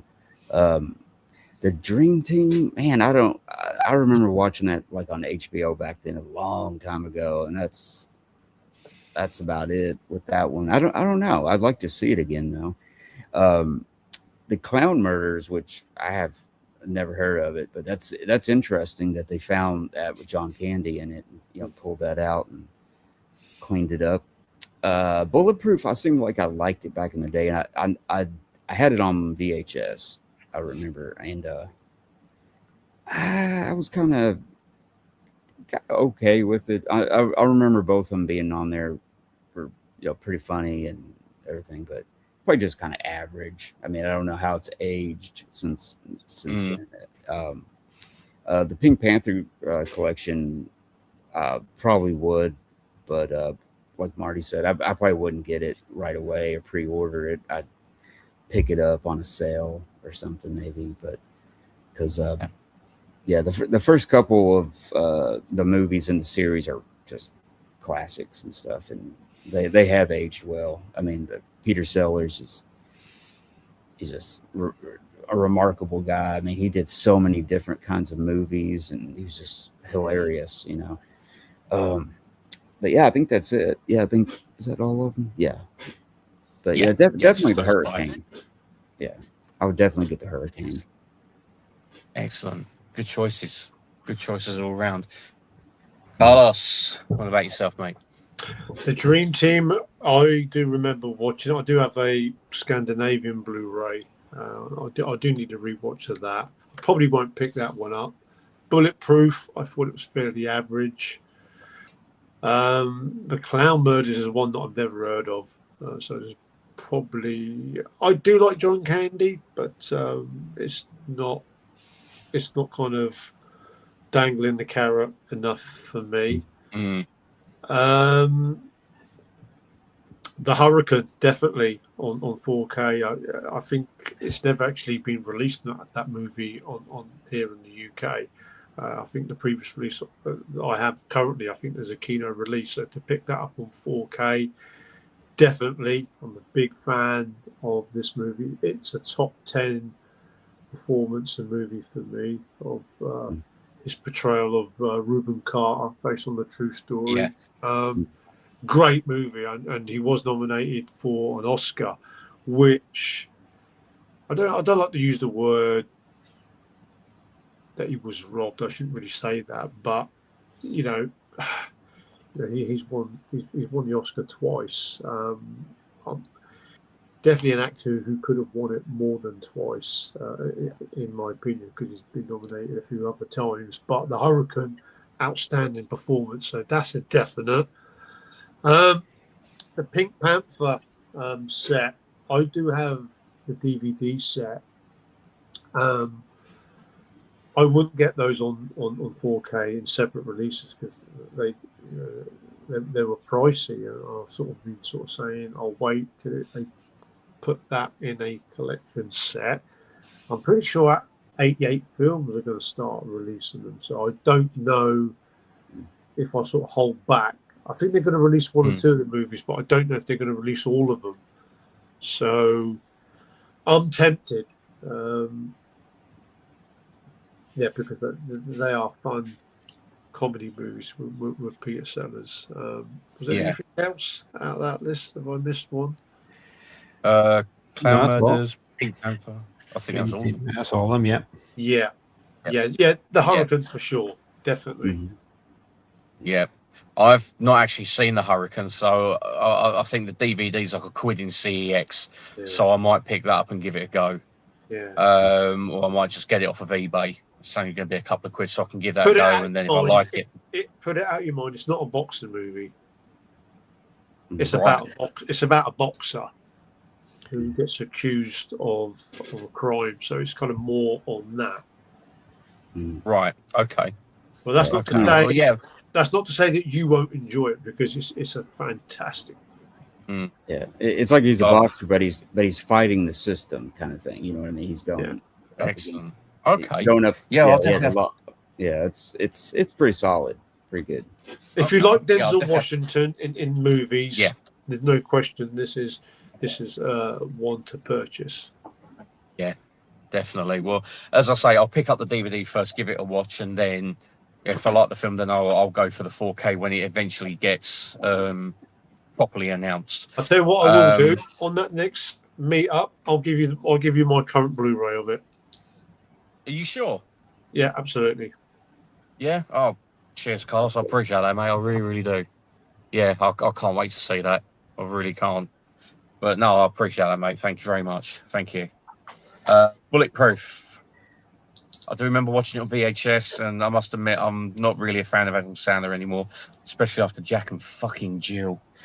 God, I'm still having nightmares about the whole bastard thing. That Jack and Jill, only film I've ever turned off. Oh wow! I sat through. I've watched some terrible movies, but that was just too terrible. Yeah, I sat through it with an ex, and it was fucking shocking. And when he gets to Al Pacino's thing at the end, I was like, "What have you done? You've sold your soul, mate. Just stop it. Just stop it, really." Yeah, he's just not been funny forever. It's just for some reason but there's two dramatic movies that I think he's pretty good in: Uncut Gems, and then there was a movie called Funny People where he's I think he's battling cancer or something. It was pretty decent from what I remember, and But as far as comedies, I don't know what's going on with him. He's just kind of lost his way as far as, you know. He did a huge money deal with Netflix, and he just threw out a pile of films. Like like the Happy Gilmore sequel. Like Happy Gilmore was just such a funny film when it came out, and the sequel was just how many famous people can we get on it, more or less. It wasn't, and they forgot about actually that we want to see a film. We don't just want to see famous actors or famous sports people making cameos. Yeah. The Billy Madison Sandler is like way gone, gone with the wind. Yeah, like a fart in the wind. Yes. But so I won't be picking up Bulletproof, but Pink Panther Masterpiece Collection. I think I'll probably end up doing what Marty said, wait until the sale, because I know that's going to be quite expensive. I reckon, that's still going to be worth picking up though, because they're classic films. They really are. So, so I think out of them, Hurricane, Dream Team, Pink Panther Masterpiece Collection. Clown Murders, like you guys, I've never even heard of it. The only reason I added it is because of John Candy. I thought, oh, people like John Candy, they might, but yeah, never even heard of it. So yeah. I still want to see that documentary about him that I think his family put together, his daughter. That's a fantastic documentary. So this it's directed by Colin Hanks, is it? Tom Hanks' son. Oh, I think it is. I think it is. Yeah, it's a brilliant documentary. Yeah, I need to give it another watch. I really need to give it another watch. It's so fantastic. It really is. Jim says, just go back to the comments quickly before we go to the to Arrow's releases. He says, I've got the out of print Scream Factory edit Manhunt with the slipcover, which is going for stupid money right now on the secondary market. Well, you know what? I'm not surprised because people are money grabbing bastards. They really are. As soon as something's worth just a little bit of coin, they'll then ramp it up to the same level, so no one can really buy it, which is stupid. He also says he was underwhelmed by the new Evil Dead movie. It's just mean-spirited in every way, and every person in it is an idiot. That's a shame. I still do want to see it. So Jim felt like I did with the movie. I mean, like I say, it's had good reviews, but it just didn't really. It started off well, quite inventive, but as the movie went along, it kind of had like a Terminator 2 vibe with the ending. Yeah, like you just couldn't get rid of a certain person. You kept coming back like one of the cyborgs. He was like going through flames and everything, and I thought, hang on a minute, this is getting a bit silly. Did he say I'll be back? No, I'm bloody glad he didn't say he'll be back, but you can guarantee there's going to be another movie. Well, the next one's already made. Evil Dead, and it's set. I think it's set in the 1970s. This one, so I'm not sure what way they're going to work it. But, 1972. Apparently, I think it's Evil Dead Wrath. So, it'd be interesting to see that. Jesus. Alan says Sopranos 4K is about €325 on Zavi, so around 275. Pricey, but what a series! Christmas on the way, lads. True. Jim says Manhunt is a great movie, prefers it to Red Dragon, even though Red Dragon is more faithful to the source material. I have seen Red Dragon, and it is a pretty good movie, but I haven't seen it in donkey's years. So, I can't wait for Manhunter. Never seen it, so be interesting. Stacey says Mount Rushmore of your collection. So we'll do this quickly because we've still got quite a bit to get through. Marty, do you want to go first? Chris, I don't even know what I have of Mount Rushmore of my collection. I do have still got the original collector editions of when they came out on DVD of the Lord of the Rings trilogy when they came out. That's nice. Yeah. And they all came out with 5 or 6 discs, and you would have had some kind of model with it. This one has like 4 discs, 4 DVDs, and I got them all. I still have all 3 of them, but they're probably hard to come by now, I would assume, especially without the kind of the things that the parts in it without being broken. But that would probably be my kind of rarest thing here. My Mount Rushmore, as I said, edition in here. I don't think I have anything else. Most things in here you probably still can get, except maybe some of those huge imprint editions or something, maybe. But at the minute, I would class that probably as my Mount Rushmore, the first Lord of the Rings trilogy and those fantastic collector's editions. Yeah, I remember them when they come out. They were amazing. They really were amazing. Actually, quite sad I passed on them, but never mind. Mike, what's your Mount Rushmore of your collection? Mount Rushmore. Do I got to pick like five people, like 5 movies? I think it's collector's editions, I suppose. I think at least that's what I'm thinking. So, well, definitely the Arrow. Good, the Bad, and the Ugly, the Dollars trilogy that came out last year. A couple of years now, I think. I would think. I don't know. That's kind of a hard one. I would have to think about that for a minute. Mm. A lot of choices, too, but Yeah. I don't think we have the there's time. too many. Yeah. All I What will about- say, Stacey, all I will say is, and we did do our top 10 favourite all-time collector's editions on a live stream with Nigel Rock God 2004. That video will be in the playlist of our top 10 all-time favourite editions. I do remember the all-time favourite was the Dawn of the Dead set from Second Sight. That was my number one. I know Good, the Bad, the Ugly was in there from our video, and mine's just completely blank. I can't remember some of the other ones that I put in my top 4 or 5. So, by all means, that episode live stream is on the playlist, so do check it out. Yeah. Okay. Yeah, definitely. I know my top 2 was Star Trek The Motion Picture Director's Edition Complete Adventure Set, which is on that video. The Plyon Pictures Dune, I think it's 5 disc set with like loads of extras in a big fuck off box like that. That's definitely there. I can't remember the rest of them, but I will say as well, I'm gonna have the Super Mario Bros set from Umbrella.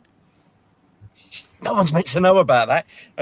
Yeah, I want to say That that. me and Nigel, we ripped you up. We took the mick out of. Yes, you did, didn't you, bastards? But That yeah, great big I'd have thick to- set from Umbrella.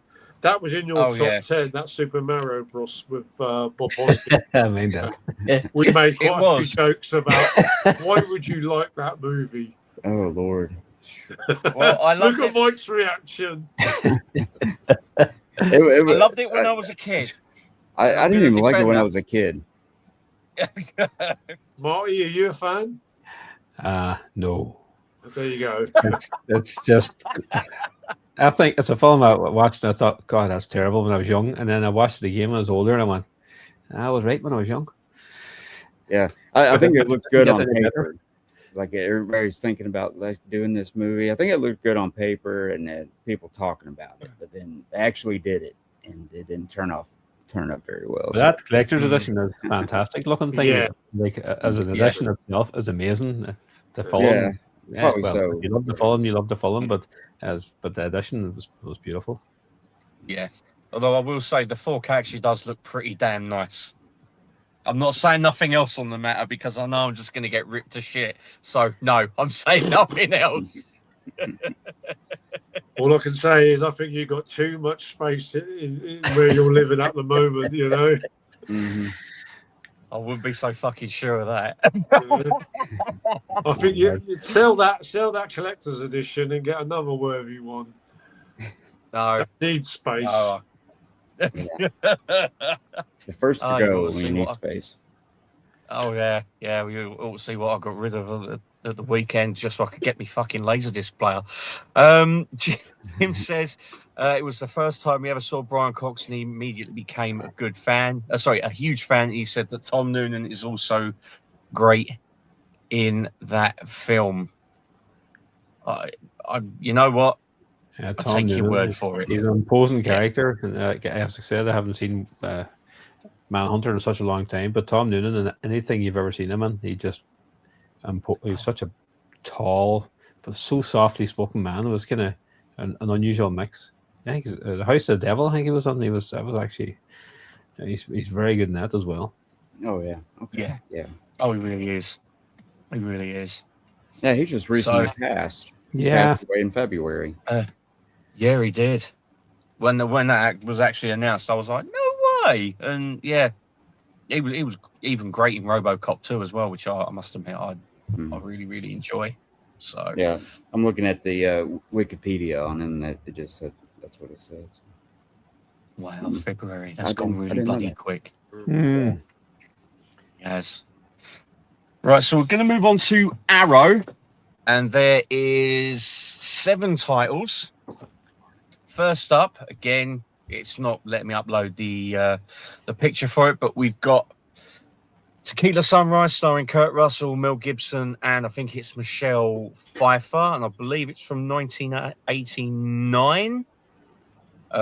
Kurt Russell plays a cop. Mel Gibson plays a drug dealer, I think it is. I've never seen it, but that was an instant pre-order, mainly because of Kurt Russell.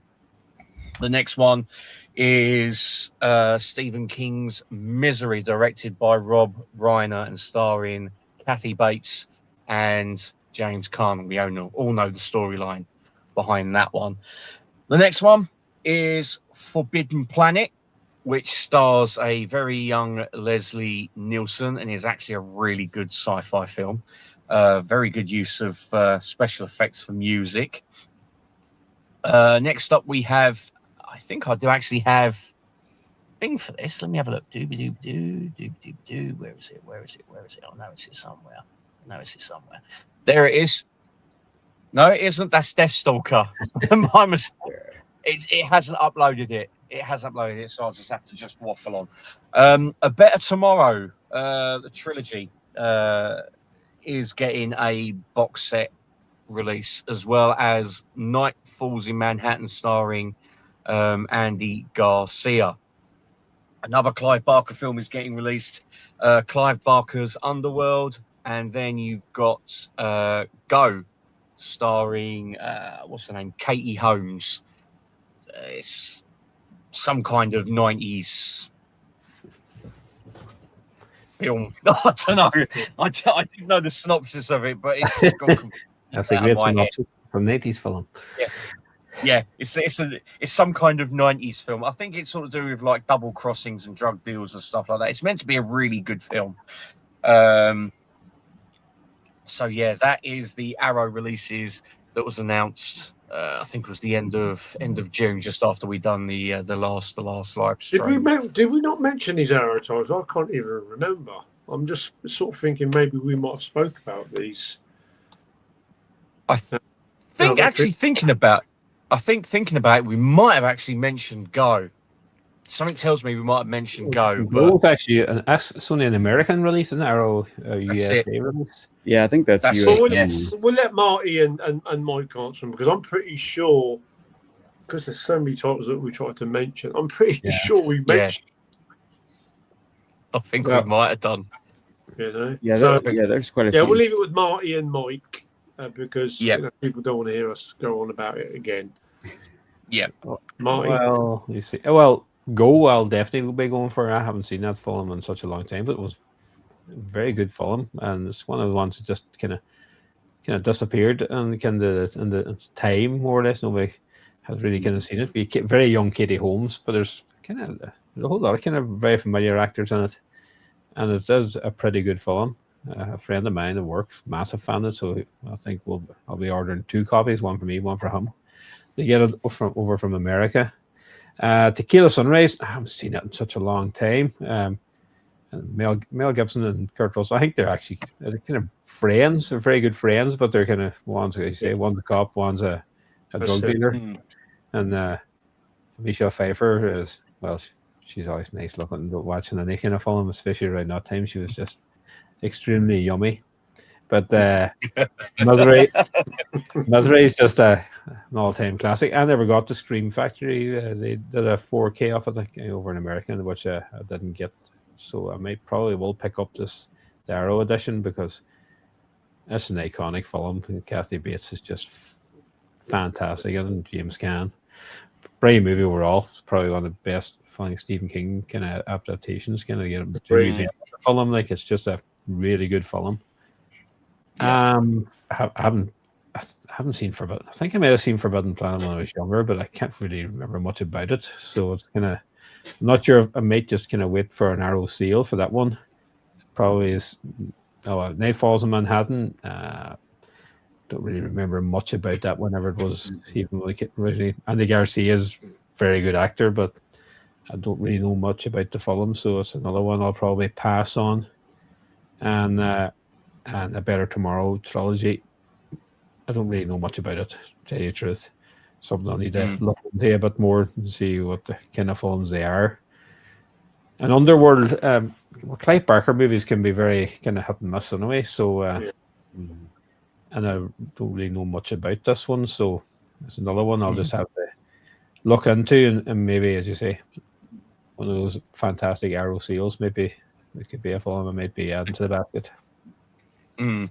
I think, just thinking about it, I think a Better Tomorrow, like the trilogy, was directed by John Woo. I think I think Chow Yun-fat might be in it, so it's probably like a cop trilogy. Well, Three-movie set. I do love John Woo like stuff. His films are. He has his own kind of style, and you just know his films from straight away. And like, I've got Boiling Point. I haven't got The Killer yet, so. But I think that better. That might be something I might look into now if it's John Woo films. So I shall check into those. Excellent, nice one. What about yourself, Mike? I'll start with Go. I remember having that on VHS and watching it a lot. Yeah, I just remember getting that and watching that a lot. But it's been a good 20-some years since I've seen it. But I do remember watching it quite a few times.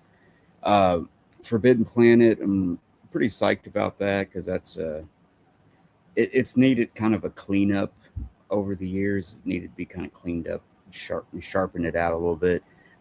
Plus, it's got the soundtrack, which was kind of revolutionary at the time, using the whatever. It's called a zither or some kind of weird musical instrument. Yeah. Which made it so much ambiance to the movie or something. Tequila Sunrise, another one of the favorite like HBO movies that back in the day when it would come out, and but I don't remember it very much. I might pick that one up if I can find it on sale because it's got a great cast. Now, Misery, I got the Blu-ray from Scream Factory that, it's got like a slipcase and it's pretty nice. I'm not sure. I'm not sure if I would get that one or not. Maybe. A Better Tomorrow. Now, I jumped the gun. Me and the guys were talking earlier about the John Woo Scream Factories and then the John Woo Arrow editions. So I kind of jumped the gun a little bit, and I got the Scream Factory trilogy, Better Tomorrow trilogy, on 4K, and they look good. They look pretty good. So I don't know. I prefer the artwork from all of those releases that Arrow has done, and maybe I should have waited or something, but I don't know. Clive Barker's Underworld. I don't remember that one, and like Marty said, it's like hit or miss with him sometimes, and so yeah, I don't remember it like whatsoever for some reason.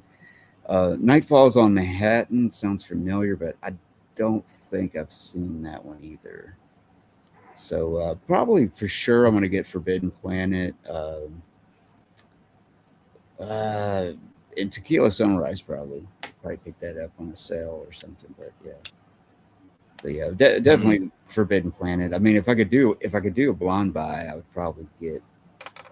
I might shoot for the Misery or something, but it might look better than that Scream Factory edition for sure. Yeah. No, that's cool. Yeah. That's cool. I'm pretty sure we have spoken about these releases. I'll just be brief. A Better Tomorrow. Yeah. I will be pre-ordering that because I'm glad that I waited on that because I was tempted with the imprint release. That Scream Factory Misery release I do have, and that was a really good 4K transfer. But it being Arrow Video, you always know that they are going to go another step up. Yeah. So I love that movie. So I'm like, I'll have to double dip on that one. And Tequila Sunrise, I do like Mel Gibson and Kurt Russell. It's not one of their better movies, but it's quite a slick sort of crime thriller. So I'll purchase that one as well. The other movies, Clive Barker one, no. But I'm pretty sure we did mention these titles. That's why it's just kind of familiar. Yeah, I think I might. I think we might have definitely. I mean, as you know, Carlos, I've had so much go on that it's just, you know. So yeah, I do apologise if we have mentioned these before, but yeah, I've got Tequila Sunrise on pre-order. I've got the 4K of Misery, so I don't know about that. Forbidden Planet's a definite upgrade from the old HMV Premium Collection. A Better Tomorrow, I've not actually seen them, so I might do a blind buy on that one. The others, I think out of the other three, I might import Go because I've never seen it, but it's one that I've got the VHS, so I'm going to give that a go first, and then I might go for that afterwards. Yeah. So yeah. So let's head back I to might the go. comments. I might go for Go. I might go for Go. I might go for Go. Go for Go. I might go for Go. Yeah. Jim says, and this is about the price for The Sopranos. For that price, one of the strippers from the bottom being better pop out. But Bing, we can always guarantee that Jim's going to lower the tone with something like that. Oh, yes. Oh, yes. Bada boom, bada it's bing. normally always me, but bada bing, bada bing. Bada bing, bada Trust boom. me, Jim. You won't be paying just $1 for that RoboCop quote. It'd be definitely for a few dollars more. But will he get the good, the bad, or the ugly? Anyway, that's the gamble that you pay if it pops out. Yeah. Oh yeah. Does it? Does that? Do they have a cock or not? You never know. Collector Adam says, attempted with the Evil Dead collector's set. Thought it was a solid addition in a series of films. Atmospheric, great gore and action. Studio can now always deliver in picture and sound quality. Also, yeah, I must admit, I actually did enjoy that film. But as I said to Marty earlier on, the bit with the tongue. But still, you rewind it just to make sure you didn't like it. Always the way. And Alan says, I wouldn't kick Lorraine Bracco out of bed for eating crisps in fairness. No, I wouldn't either. Jim says, I like all the Evil Dead movies, including the Evil Dead TV series, but Evil Dead Burn was definitely my least favourite of them all. That's fair enough. I think if everyone hated or liked the same stuff, the world would be a boring place. So, no, that's absolutely fair. I do say one thing about Evil Dead Burn. The funniest character in the movie is actually the mother in the wheelchair. She has some great lines. She has some hilarious moments. Yeah, I need to see that. I really do need to see that. Because I liked Evil Dead Rise. I actually had a hell of a good time with it. I thought it was really, really good. So I do want to go to the cinema to see it, but it's just because I haven't been to the cinema in so long. I'm just like, do I really want to? So you can't be arsed. Yeah, pretty much. Stacey says, terrific program here. Thanks for the fun discussion. Well, thank you very much for tuning in, Stacey. I hope you're really enjoying it. Cheers. There's a load of right. Artie Bucko says, give me back my restaurant. Yeah. Yeah. And Jeff says, if The Sopranos releases in separate seasons, I'll consider it. The box set is definitely a bit too steep for sure. Well, I'll tell you what. Yeah, that's an idea. Yeah. Although the thing is, though, if they release them individually, how much will they be? And will it be more expensive to get them than the box set? Yeah. That's the thing you got to weigh up as well. I think it's pricey because of how the set comes in, that sort of exclusive set. That's why it is a bit pricey. So I think once those go out, then that's it. Yeah. Well, they might release it in a standard, like, Amaray case set. Yeah, they normally would. More likely. Yeah. Yeah. So it might even be worthwhile just waiting for that. So, right, let's head to the next section. And we've got 3 labels in this one because we've condensed them down a little bit. We've got Toy Robot Video with, let's see if I've got these, which I'm hopeful. Yes, I have got them. Right, the first one is Trick or Treat on 4K and Blu-ray dual combo pack. Now, you may remember that Synapse released this in a limited edition form in the States, and it was a costly bastard to get hold of. So people in the UK, we now have the chance to get it, along with, well, this is a US release only. Watchers starring Corey Haim about a dog that's chased after by this monster, and Corey Haim takes him in and tries to keep him safe. It's not a bad film, actually. I haven't done the storyline justice, but yeah, it is a pretty good film for what it is. And then there's 2 films that I've never actually seen. This is getting a release everywhere. It's called Manhunt, and I think it's a cop drama. I think it's got the guy from Black Rain in it. I can't remember his name. Ken Button. I can't remember his name, so I do apologize about that. I did have a look, but it's just gone. It really has. And then you've got High Road to China as well, rounding out their October release slates. So, moving on to Second Sight. There are 2 releases for September the 28th. The first one is The Killing Fields getting a rather lovely looking set in a 4K Blu-ray dual package. It is, I think it's Roland Jaff's first film, first directorial debut. It's one I've not actually seen, but I've heard it is a powerful movie, so that might be on my radar. The second and last is Sexy Beast, starring Ben Kingsley and Ray Winston, and also, from the looks of it, Ian McShane as well. So yeah, pretty good British cast. I think I might have actually seen that once, but ages ago, and I can remember sod all about it. And honestly, I can remember absolutely bugger all about the film, apart from Ray Winston sitting around a pool looking like a lobster. Right. That's it. And the last one is from Eureka, and it's The Screaming Skull, and it is in the vein of The Haunting, and it is from 1959, I do believe. It's around about that time anyway. So it's a black and white kind of supernatural kind of horror movie, which is actually quite interesting. So I might be picking that one up myself. So out of those 7 releases, Marty, any of those catching your eye?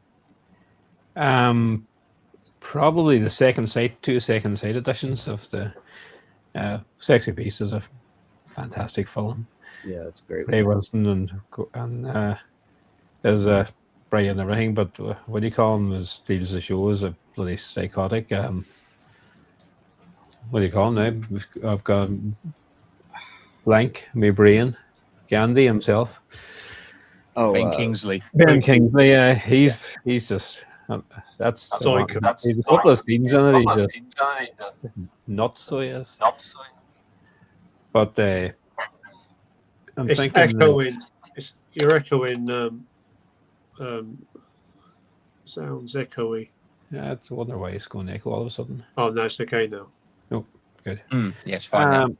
And I think I've seen The Killing Fields a long time ago, and it's a hard-hitting movie, and it'll look fantastic in 4K. Anyway, Second Sight, their editions are amazing, and nearly any time they release something, I nearly always pick it up, because the only time you don't pick something up, that's the one that'll sell out, and then you instantly regret it if you can't. Because it's funny how some of their editions sell out, and then you can still buy the Hitcher, which everybody thought they must have went and got double what they expected to sell, and then it didn't. So, but I think I'll be picking up those 2. I don't know about Watchers or Manhunt Road to China. I don't really know much about them.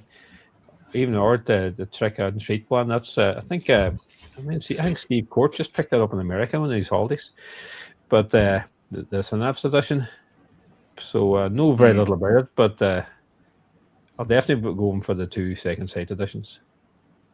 Excellent. I think that trick or treat. It's about this kid who's bullied at school and he's heavy into like heavy metal and all that, and he summons this dead rocker up from wherever it is to try and get vengeance, but he starts trying to possess him so he can come back and basically just cause havoc. It's something along those lines anyway. So, but that sounds interesting. I mean, I think it's the first time since DVD that we've had a release over here, so I'm just glad that it's getting a release. Well, that's a good thing about some of these ones when you're getting a film that like hasn't had any kind of physical release, as you say, DVD, and they've just blanked out Blu-ray altogether. So you get something to get on 4Ks. That's a good thing. Yeah, it really is. It's a hell of an exciting time. It really is. Mike, any of those ones catching your eye? Definitely Sexy Beast. That's a good one. I've got an older DVD of it, and I watched it for the first time a few years ago, actually, and it was like, wow, this is really good. I didn't know, like, I totally missed it back when it came out. So probably that one for sure. The Killing Fields, that's a possible. A little true story related to that movie, that the Vietnamese guy that co-stars in it, he was actually murdered like not long after that movie, like a couple years after, because it's kind of like a political movie taking place in there, and it's somebody, he got murdered by something involving that, like kind of real life thing. It was weird. But yeah, probably maybe The Killing Fields, because I haven't seen that in a long time.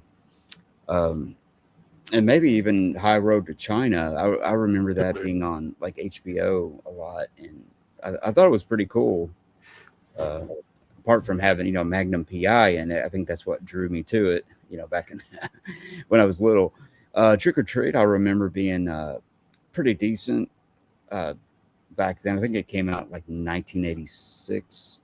And I remember it has like cameos by like Ozzy Osbourne and like Gene Simmons from Kiss. That's it, yeah, something else like that. But I haven't seen that since way back then. So probably definitely I would say Sexy Beast, possibly Killing Fields. The other ones I'm not for sure. I mean, maybe High Road to China. But like Manhunt, I haven't heard of, and Watchers. Watchers, I remember also being on cable TV, but I haven't seen it in many moons. So no. And the Screaming Skull, I haven't heard of that. That sounds very interesting, though. I'm curious about that one. Yeah, it's as I say, it's a kind of. From what I remember, it's kind of like a supernatural horror. I'll just see if I can find it on Wikipedia. The Screaming Skull. It's 1958. It's 1958, and it's an independently made American black and white horror film. Film storyline concerns a newlywed woman who believes she is being haunted by the ghost of her new husband's previous wife. So, yeah. Sounds pretty interesting. So, oh god, yeah, definitely. Who'd want that? Yeah. What about yourself, Carlos? Out of those ones, High Road to China, good action and adventure movie. It was Tom Selleck's kind of Raiders of the Lost Ark, because he turned down the role of Indiana Jones, actually. So I think it was a year or two later, then he made High Road to China. I do have a UK Blu-ray of it. It's pretty basic release, so I might grab that if there's got any extras in there. That's a possibility. Those 2 second sight releases, quite surprising, because I think I've mentioned several times on this always physical media live stream that me and Mike have been doing, that I've kind of been really disappointed with Second Sight. It's like they're either not releasing much, or when they do, it's kind of releasing stuff of not any big note. And I've been quite disappointed that they've not really,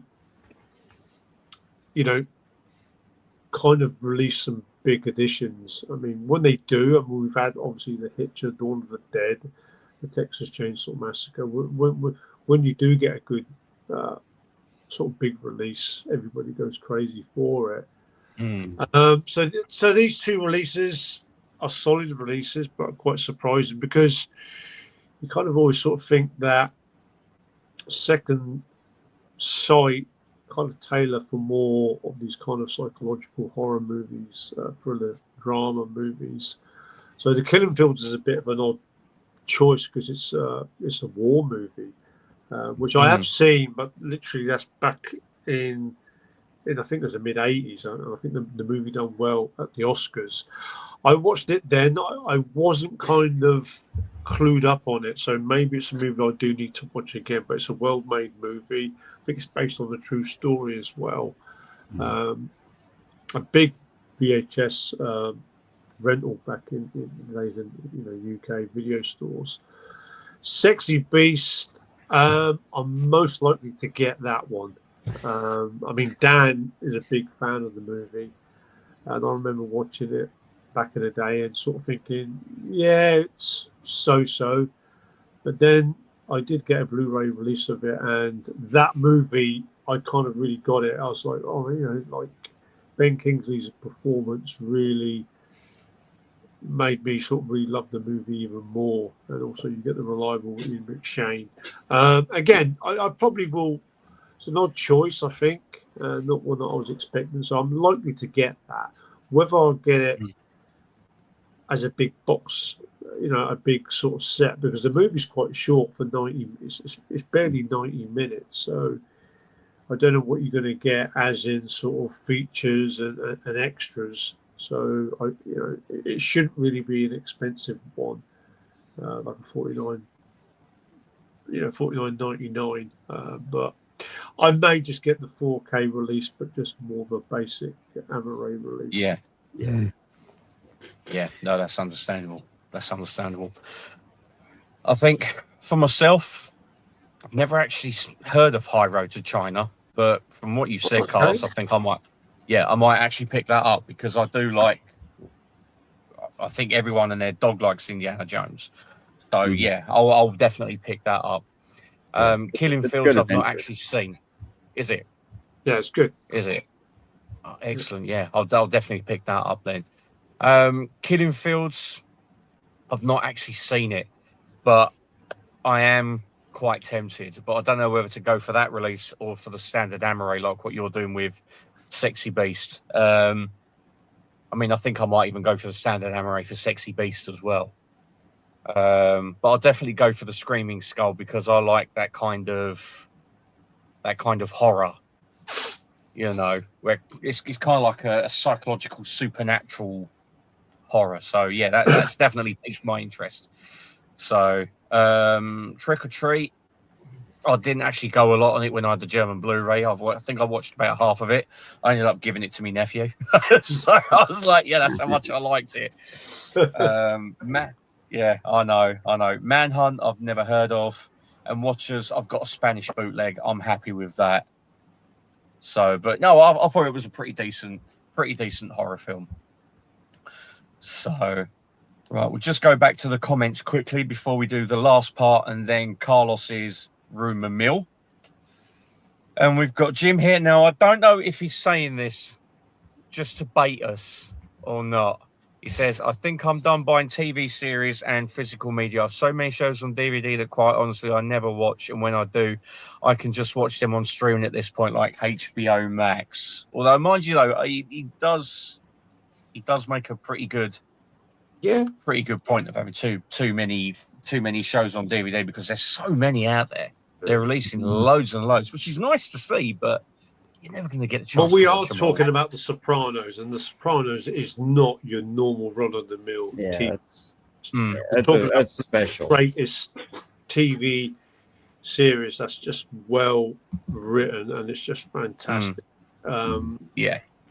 You know, I'm trying to sell it a little bit, and for me, as a gangster on screen, I think Tony Soprano is right up there with Don Corleone, Tony Montana, you know, all these other gangsters. He's right up there for me. It's a fantastic series. Yeah, I need to give it another go. As I say, I think I only got about 5 or 6 episodes into the first series, so that's one I definitely need to. I mean, for those who've never seen it, I mean, you get the cross between Goodfellas and Analyze This. Okay.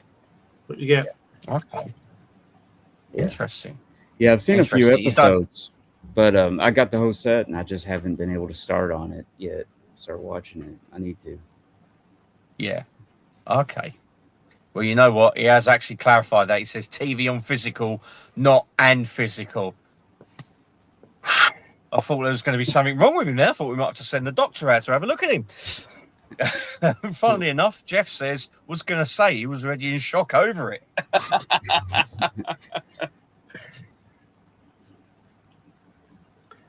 Stacey says, at a Comic-Con, she's at a Comic-Con. I think it's the Chicago Comic-Con. Thanks for the program. If you're hosting a panel, which one would you choose to do each one? You can interview anyone from any movie, all time, and any star. Okay, well, we'll do this one quickly because we've still got quite a few comments on the last segment. So if I was to interview anyone, Kurt Russell. Definitely Kurt Russell. Mike? I'd love to. Ooh, Kurt Russell sounds good too. Man, yeah. I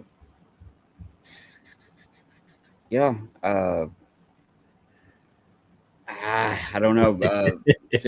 Shit, I'll stand in line. I'll stand in line with him. We'll both meet Kurt Russell. Well, Sounds like the name of my channel, you know the answer. Well, yeah. That's a given. Yeah. But. John Carpenter for me. I think I'd just like to have. I think it'll be an interesting conversation. Or maybe well, you know what? Tarantino. You can. Yeah. I know. That's true enough. You have Kurt and John in 80.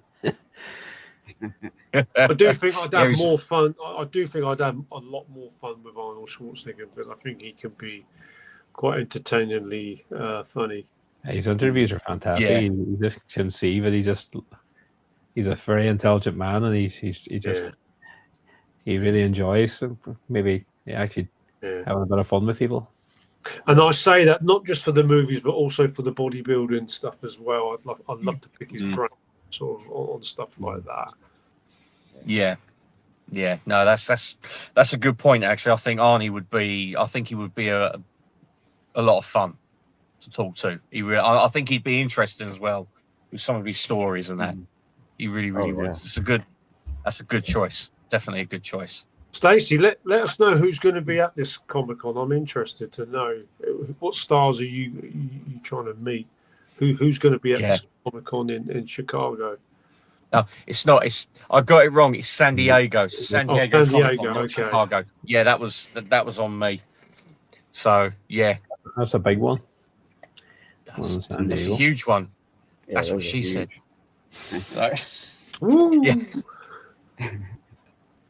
So, Carlos, do you remember Forrest Tucker in an old TV Western show called Dusty's Trail? I think if my dad was here, he'd say, yeah, I remember him. He probably sat and watched it. I don't think I have. I've never even heard of it, to be honest. I haven't heard of it. No. Drawing a blank there. Unless it goes by a different name in America. That must be 40s or 50s. Something really, that's one I don't remember that being on TV. Yeah. The only Western shows I remember in the UK TV was Bonanza and High Chaparral. Yeah, the two big ones, yeah. And Gunsmoke? Yeah, I remember that one. Yeah, I love Gunsmoke as well. Gunsmoke. Mm-hmm. I got mad on my shirt. Yeah. Marshall Dillon right here. Oh, that was a great show. That really was.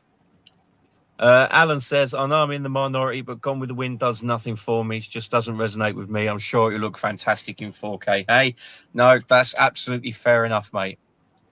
That really you let is. the team down, Alan. You let the team down. We'll put it like this: if I had a choice between the Abominable Snowman and Gone with the Wind, no contest. Yeah, I would agree with you, Carlos. Yeah, I haven't even seen Abominable Snowman, but I'm going to go with Gone with the Wind. Yeah. I think I'd go with Gone with the Wind sequel, Gone with the Abominable Snowman Wind. But I know where Alan's money is going anyway, so I do say that. With yeah, easily. Because Alan is a Hammer horror, he's a Hammer Films whore. Hammer, he is. They could sell anything on Hammer, and he would buy it and lap it right up. God, you can imagine it. Hammer presents Christopher Lee taking a shit for an hour and a half. Oh, right, I'll be right there. He'll be there. He'll buy it. Oh yeah, he really would. This is an interesting one from Stacey. She said she's at the cinema with new releases. She discussed with her staff putting old trailers for movies in front of new releases. Would you be opposed to that? I wouldn't, because some of those old trailers are absolutely fantastic, especially with the likes of the teaser trailer for Terminator 2. There was no footage from the film. Yeah. You stealing my line there, because I always said about that. You know what? I completely forgot all about you. Like you did. Yeah. Well, I've mentioned it. We've mentioned it many times. These trailers nowadays, they're like about 3-4 minutes, and they show far too much. Keep it sweet and brief, and let the viewer have a curiosity factor to go and see the movie. Yeah, maybe just a teaser trailer. Yeah. The teaser trailers are fantastic. Mate, one of the best ones was Independence Day. That teaser trailer just got early. All you seen was the Statue of Liberty being blew to bits. And that's all you really seen of the film. Because they shot that bit first because they had nothing else made. Just to get that teaser trailer out quick. And that just got everybody's kind of couldn't wait then for the film to come out. As you say, too many trailers out there. If you watch a couple of trailers, you may as well just that's the end. You don't need to watch the film.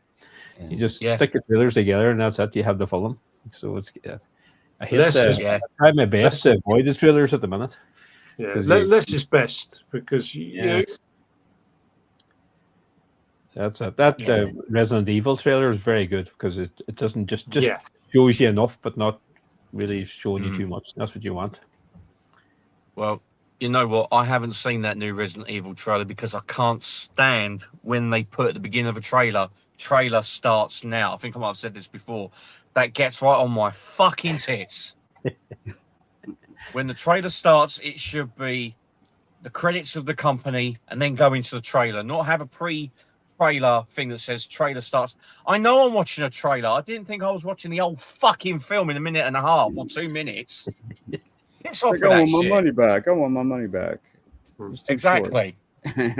Exactly. Bastards. Mike, let us know how you feel. Yes.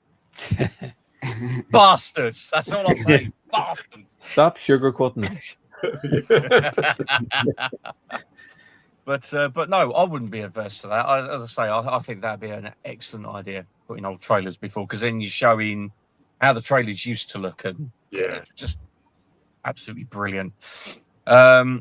We've got a load of other comments, but I don't think we're going to be able to get through them because we've still got that section and your tidbits. So we'll just do a couple more quickly. Alan says, your Abominable Snowman is okay, Marty, but the main issue is that you never actually see the subject matter, just a few footprints. That's very disappointing. He also says the Hurricane is an excellent film, as is the Bob Dylan song. Sadly, it transpires Reuben Carter was now most likely guilty of all the charges. Yeah, that's quite upsetting.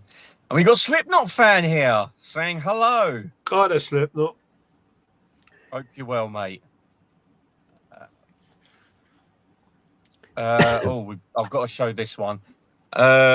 Stacey says, sorry to report, good mate and talented director Chuck Russell has passed. He was a charming and informative person and very loyal and hardworking. I'll miss him and the work he did and could do. Yeah, Chuck Russell was director of the Blob remake, and I think it was Razor, Arnold Schwarzenegger. Yeah, he was a good director.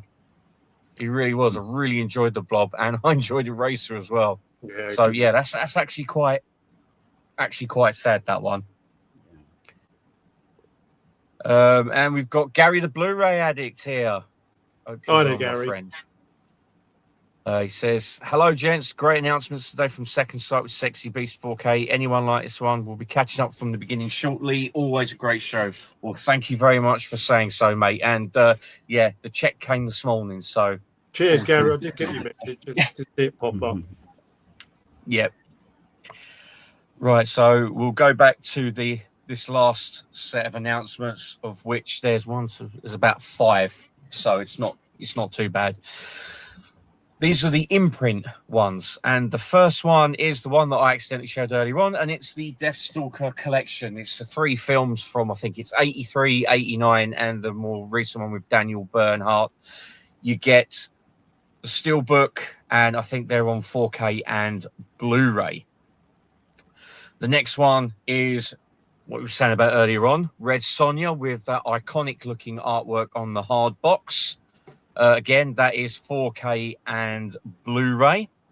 And let's have a look. Have I got the other one? Yes, I have. We've got a directed by Woody Allen set, Volume 1, with Husbands and Wives, Manhattan Murder Mystery, and Bullets Over Broadway. And it looks like there's just the one film on 4K, which is a bit sad, but hey, Harrow had to do it with...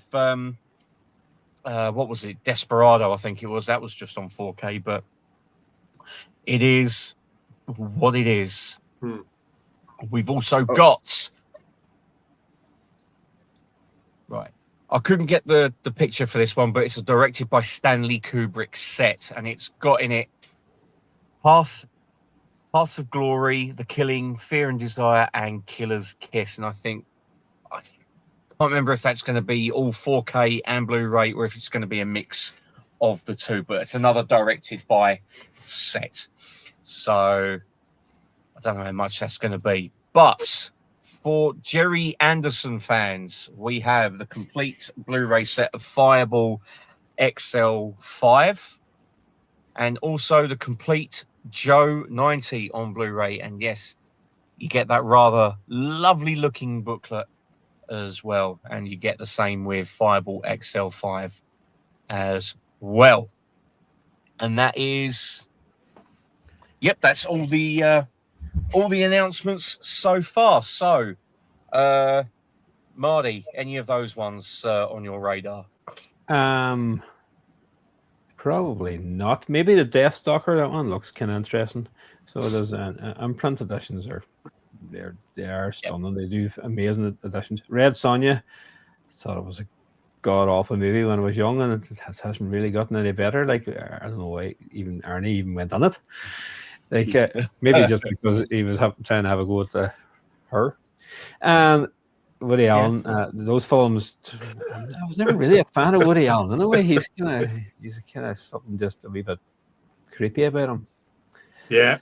And that Kubrick, I have a good pile of the Kubrick movies already, and I see it's a Criterion doing a big 500 quid edition or something coming out. That's right. Really, all these movies, including Lolita and things like that, which have never got any releases before. And I wouldn't know the Fireball XL5 and Joe 90. They're really nostalgic kind of things, but I don't think I'll be picking them up either. So, truthfully, maybe just Deathstalker would pay that for me. Okay. Oh, that's fair enough. That's fair enough, mate. Mike. Yeah. What about yourself? Pretty much the same. I don't see anything that really jumps out. I mean, the Stanley Kubrick Criterion's putting out this ginormous set that I need to sell one of my kidneys just to buy that one. Because it's like, what, $600 a US, you know. I'm kind of curious about the Fireball and Joe 90. I mean, was it Thunderbirds, I think, was the... kind of like a spin-off to that. Yeah, something like that. Yeah. Those are kind of weird, but kind of interesting at the same time. They come on TV every so often here, and I want to start watching it or something. So it's kind of weird. I don't know. Deathstalker. I barely remember the first one, and I've never seen any of the others. Kind of the same with the Woody Allen set, and Red Sonja. I agree. I didn't really like it back then. It was okay, but I don't know. I don't know. It's kind of. I don't think I would get any of those actually. Mm. None of them are really jumping out at me that I want. I'm in the same boat. I'm in the same boat. I mean, like, Red Sonja's not an Arnie movie. It's a Bridget Nielsen movie. I mean, he put that sort of I don't know, second lead. It was part of a deal that he wanted to get with Dino De Laurentiis. He had him wanting to do another Conan movie, and he wanted to get out of it. So it was just a way of him just adding his name into the movie, playing a smaller part, and he got out of that deal. It's not a good movie. I've already got the 4K Steelbook over here. I only really got it because I am an Arnie fan. It's just not a movie with Arnie that I go to watch. Mm-hmm. I'm with Marty. I don't wish to watch anything with Woody Allen. He's just a creepy little man. Never liked any of his stuff. I just overrated. That type of humor just never really worked with me. Sorry to say.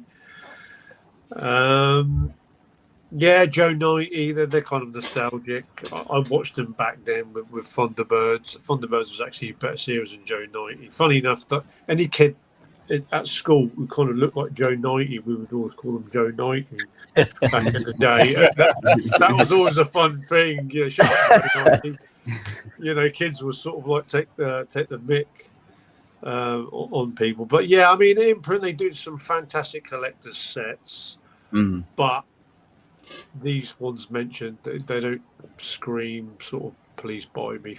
Not for me, but they're well put together releases for sure. Yeah, easily. I do like that Dune release. That's a beast of a release. That and the Life Force. Yeah, that. Yeah, that's in my top 10 collector sets. That thing of Life Force, absolutely amazing. Yeah. More than Super Mario Bros. That's a tough one. That's flip a coin. Well, it is for Mike. Fuck off. Fuck off, you bastard. Right, I'm getting me ball and going home. Right, we'll head back to do some more of the comments. Not too many, because if we don't get a chance to get to all of your comments, do apologise. There's just been so much to get through this evening. There really has. And I didn't even think there would be. Matthew also says about the passing of Chuck Russell, and he also says about Nightmare on Elm Street Part 3 and The Mask as well. Completely forgot all about them. Mask is absolutely brilliant film. I'm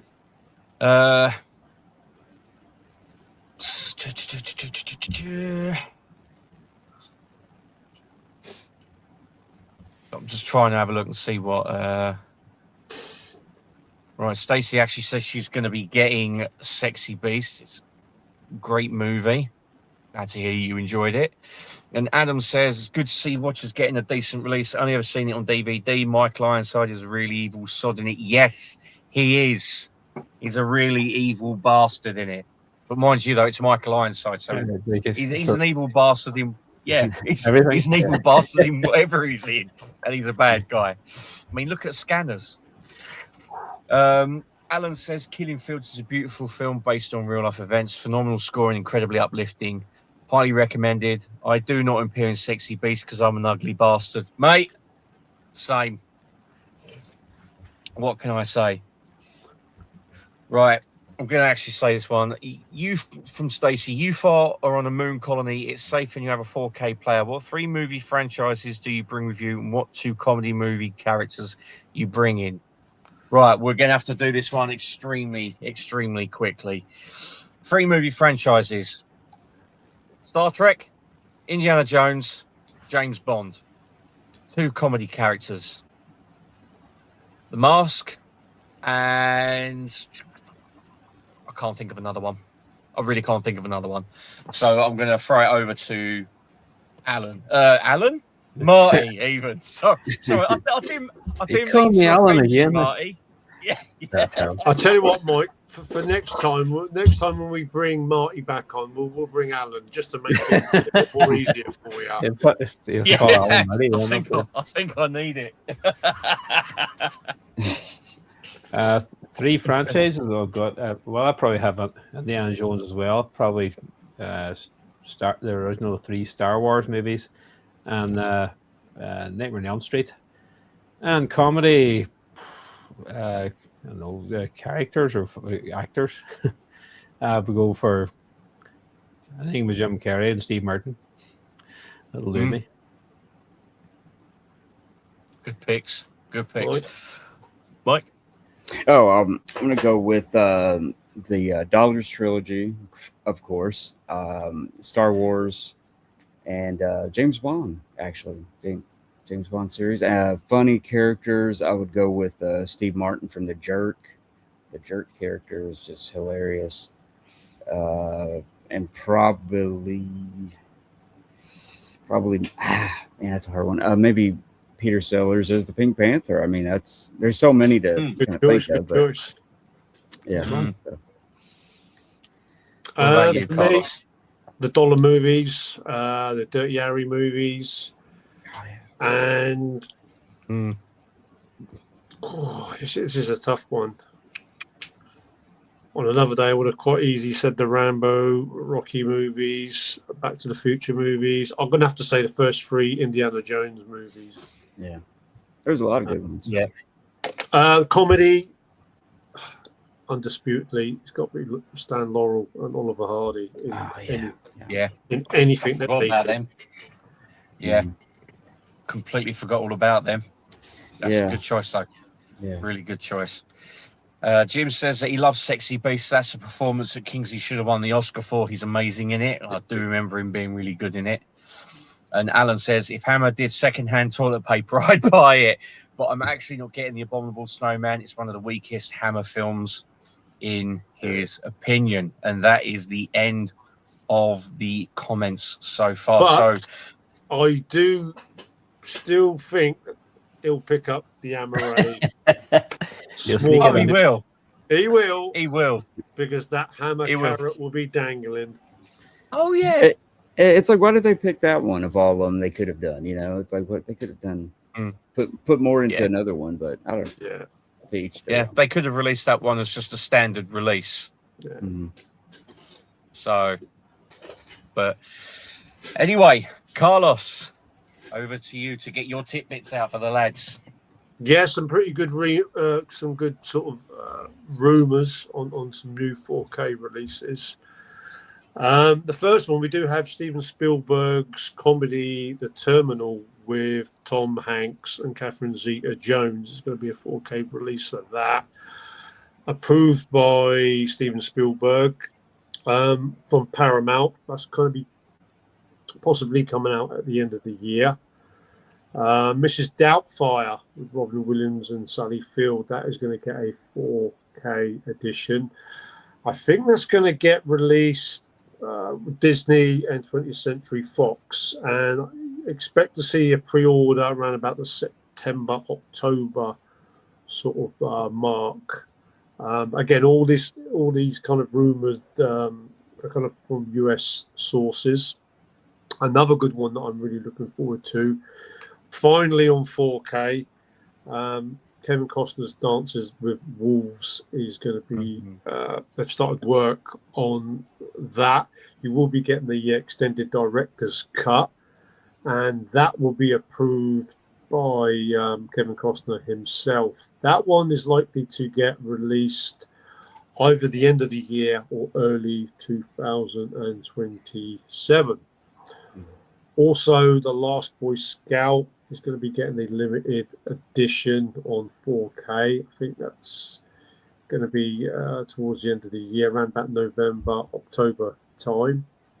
And another release that I'm really looking forward to, because it's very difficult to grab a copy of, is the 1980s Twilight Zone movie is going to be getting released on 4K. Most probably it's going to be Warner Brothers.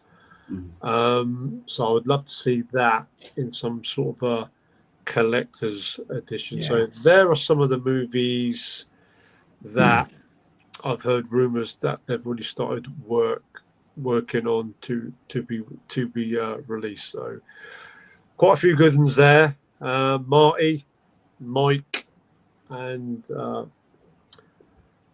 Retro Mike, will you be interested in these titles? Yes. I'll get the shopping trolley. Every one of them sounds good.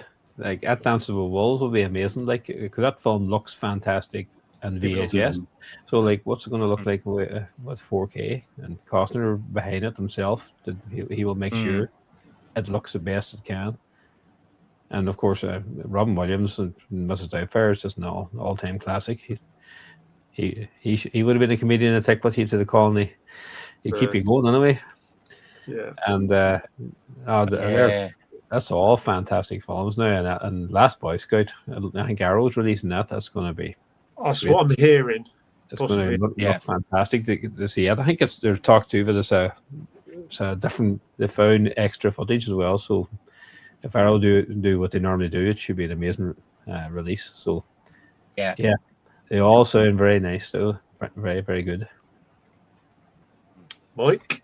I'm gonna Dances with Wolves. It's like you said, it's a beautiful film, and it should look stunning in 4K. My question is are we going to see Horizon Part 2 and Part 3 come out? If anybody got a chance to see the first Horizon, he did this like 3 or maybe it might even be 4 parts. Yeah. But I really liked it. I thought it was good, and it ended, and it kind of started showing previews of the next episode, and I was like, man, and it was pretty long, but wasn't boring for a minute. It was like pushing 3 hours too, and but yeah, I'm curious to know if those will come out. But yeah, definitely Dances with Wolves. The second one has been made. They have started filming the third one. But because they haven't got a platform to either show it on Netflix, I'm pretty sure Netflix was interested because they showed the first movie and it got decent views. I mean, it's just not. It really underperformed when the first movie was on at the cinema. That was the killer blow. Yeah. But it would need to do well on views to get the go ahead for him to finish off the third movie, even though he's put money into it. Yeah. I think really westerns on a big screen with the audiences, the younger audiences now, because basically you're trying to sell something to the younger audience. You know, westerns is normally targeted at an older audience. I think really for that to come off, it needs to be on Netflix.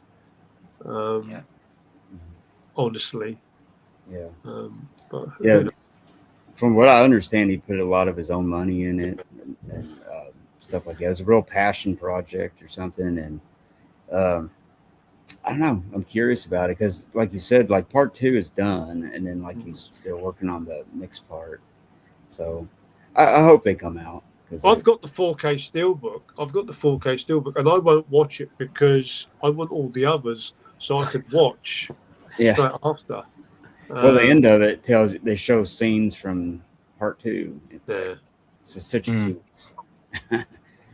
Well, Carlos, you mentioned the magic word. He started laughing. As soon as you said Steelbook, his eyes lit up and he was like, oh. I have a problem. I have a problem. I think you might need Steelbooks Anonymous. Yeah.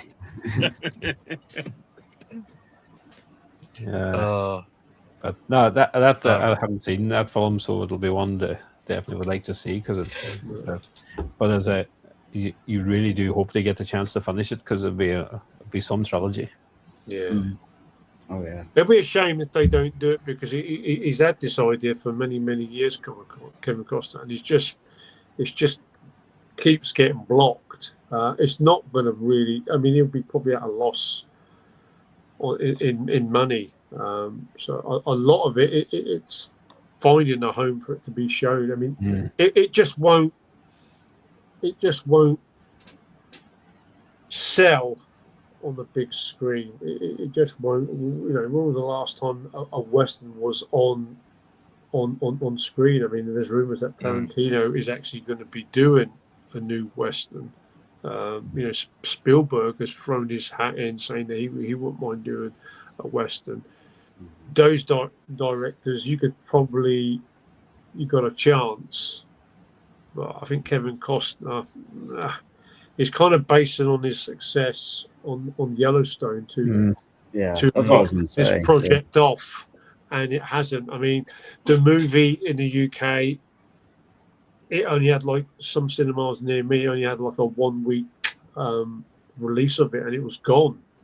It didn't give you a chance. I think the critics slammed the movie before viewers had a chance to watch it, and then the viewers, the people went and saw it, and they said it's actually quite good. And they just took it off the screens. Cinemas don't like showing anything that has like 3 hours as well. They want to be able to squeeze so many showings in a day. Yeah. If you have a film that's last 3 hours, you might just at most maybe 2. If someone wants to come in early, and they don't like that either, that doesn't help. I have heard by putting it on something like Netflix again. There, you're probably gonna. There's a possibility of them dialing it down like a series. Yeah, they would split it up into like 3 parts, you know, if they do it. But I could see it on Netflix because there's plenty of they make westerns for TV and stuff, and they're successful. I mean, even Gunsmoke. I mean, it's a lot of people are watching it again. It's from what I've read, it's very popular again with people. So I don't know. Then there's that Western series. I think it was Godless. I told you about, Carlos. Yeah, I'm still that was that. Oh yeah, that's a really good series. But I think for me, well, Yellowstone was so huge. It was very popular, I would say. And you know, with Kevin Costner attached to it, you would think Horizon people would turn out, but I think if it's on like Carlos said on Netflix or something, I think it would do better. Yeah, definitely. So retro, Mike. Out of those releases, which one would you grab? Last Boy Scout for definite because I love that film. It's just brilliant. Dances with Wolves, definitely. Because as you say, it looked absolutely fantastic on 4K, like all the Vista shots and everything. Because that just look amazing. What were the other ones again? Sorry. Twilight Zone, the movie. Yep. I'll pick that one up. Mrs. Doubtfire and The Terminal. Yep. I'd pick up Mrs. Doubtfire. The Terminal, I've not seen it, but yeah, I'll definitely pick up Mrs. Doubtfire, Twilight Zone, Dances with Wolves, and Last Boy Scout. Twilight Zone we definitely need because it did get released in the US, but it just goes for silly money. Oh no, I've got I think I've got the American DVD, like the Warner DVD of it. I have a Laserdisc copy. Andy made us a copy, if you remember. Yes, I do. Yeah. I do remember. You say you got the Laserdisc, Mike?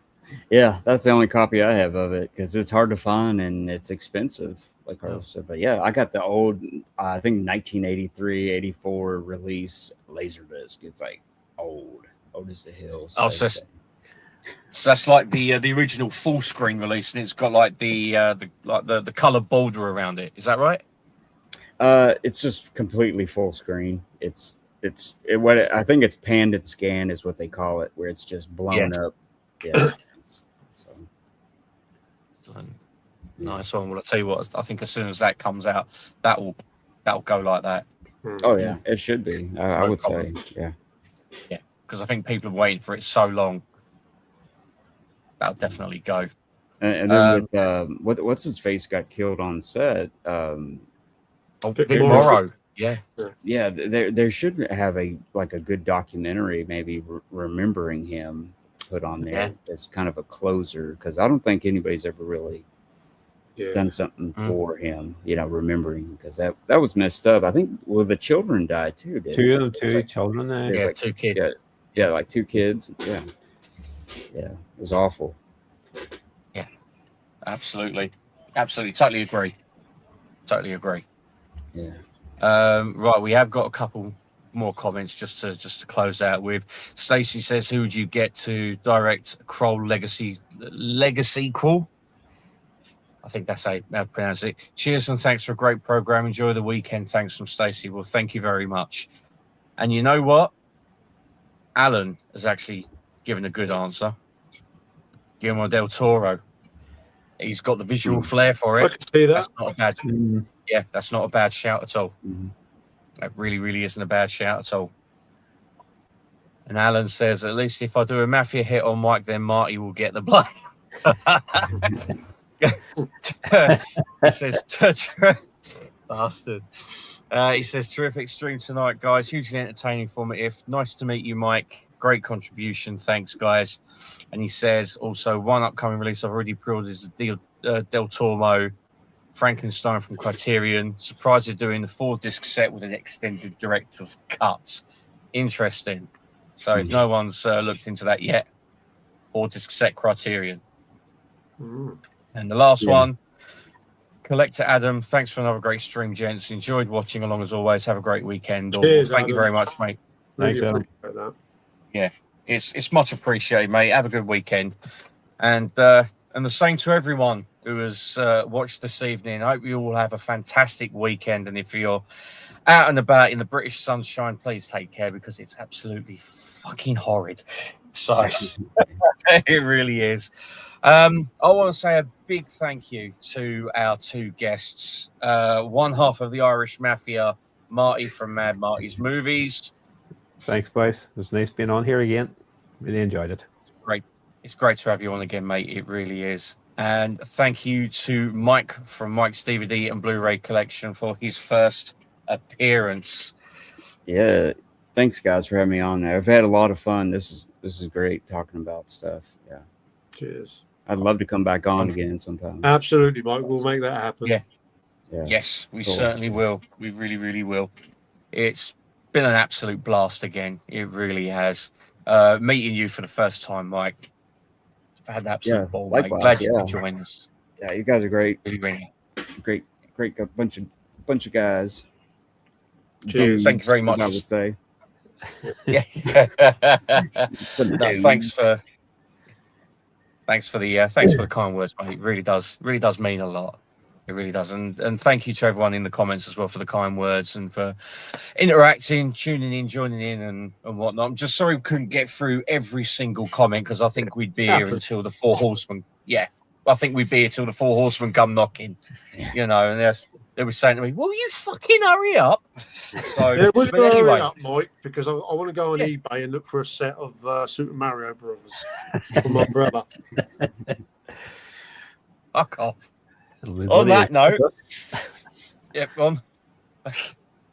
on that bombshell, it's time to end. Thank you very much for watching, everyone. Mario. Fuck you. Every time you look at that set now, you're going to be thinking of us. Yeah. I did earlier on, actually. I picked it up because I was rearranging some of my stuff. I looked at it, and my first words were, "You absolute bastards," and I shoved it in what the it was? When you mentioned it, when we done that live stream, Nigel's face, he looked at me, and I looked at him, and I was like, it's a shit movie, but it's a fantastic addition. What the fuck are you doing with it? You know, I mean, yeah, maybe useful for a doorstop. That's about all. Yeah, it's the equivalent to the Keoma soundtrack. Yeah. That's yeah. Or maybe it's worse. I don't know. I'm never gonna live this down, am I? I really ain't. Bastards. And I thought you were my friends. Friend. Now. Ooh, friend. Anyway, on that note, it is definitely time to end. Thank you very much for watching, everyone. Have a great weekend. And yes, I know, Alan, you do get the sun as well. I've got to put that in, otherwise he said he's going to put a hit out on me. And on that note, it is goodbye from us here at Always. We'll be back next month with some more announcements and rumours and more chit-chat about the latest physical media releases. Yes, we will. And on that note, keep it physical, always. Goodbye for now, everyone. Bye-bye. See ya. See you later.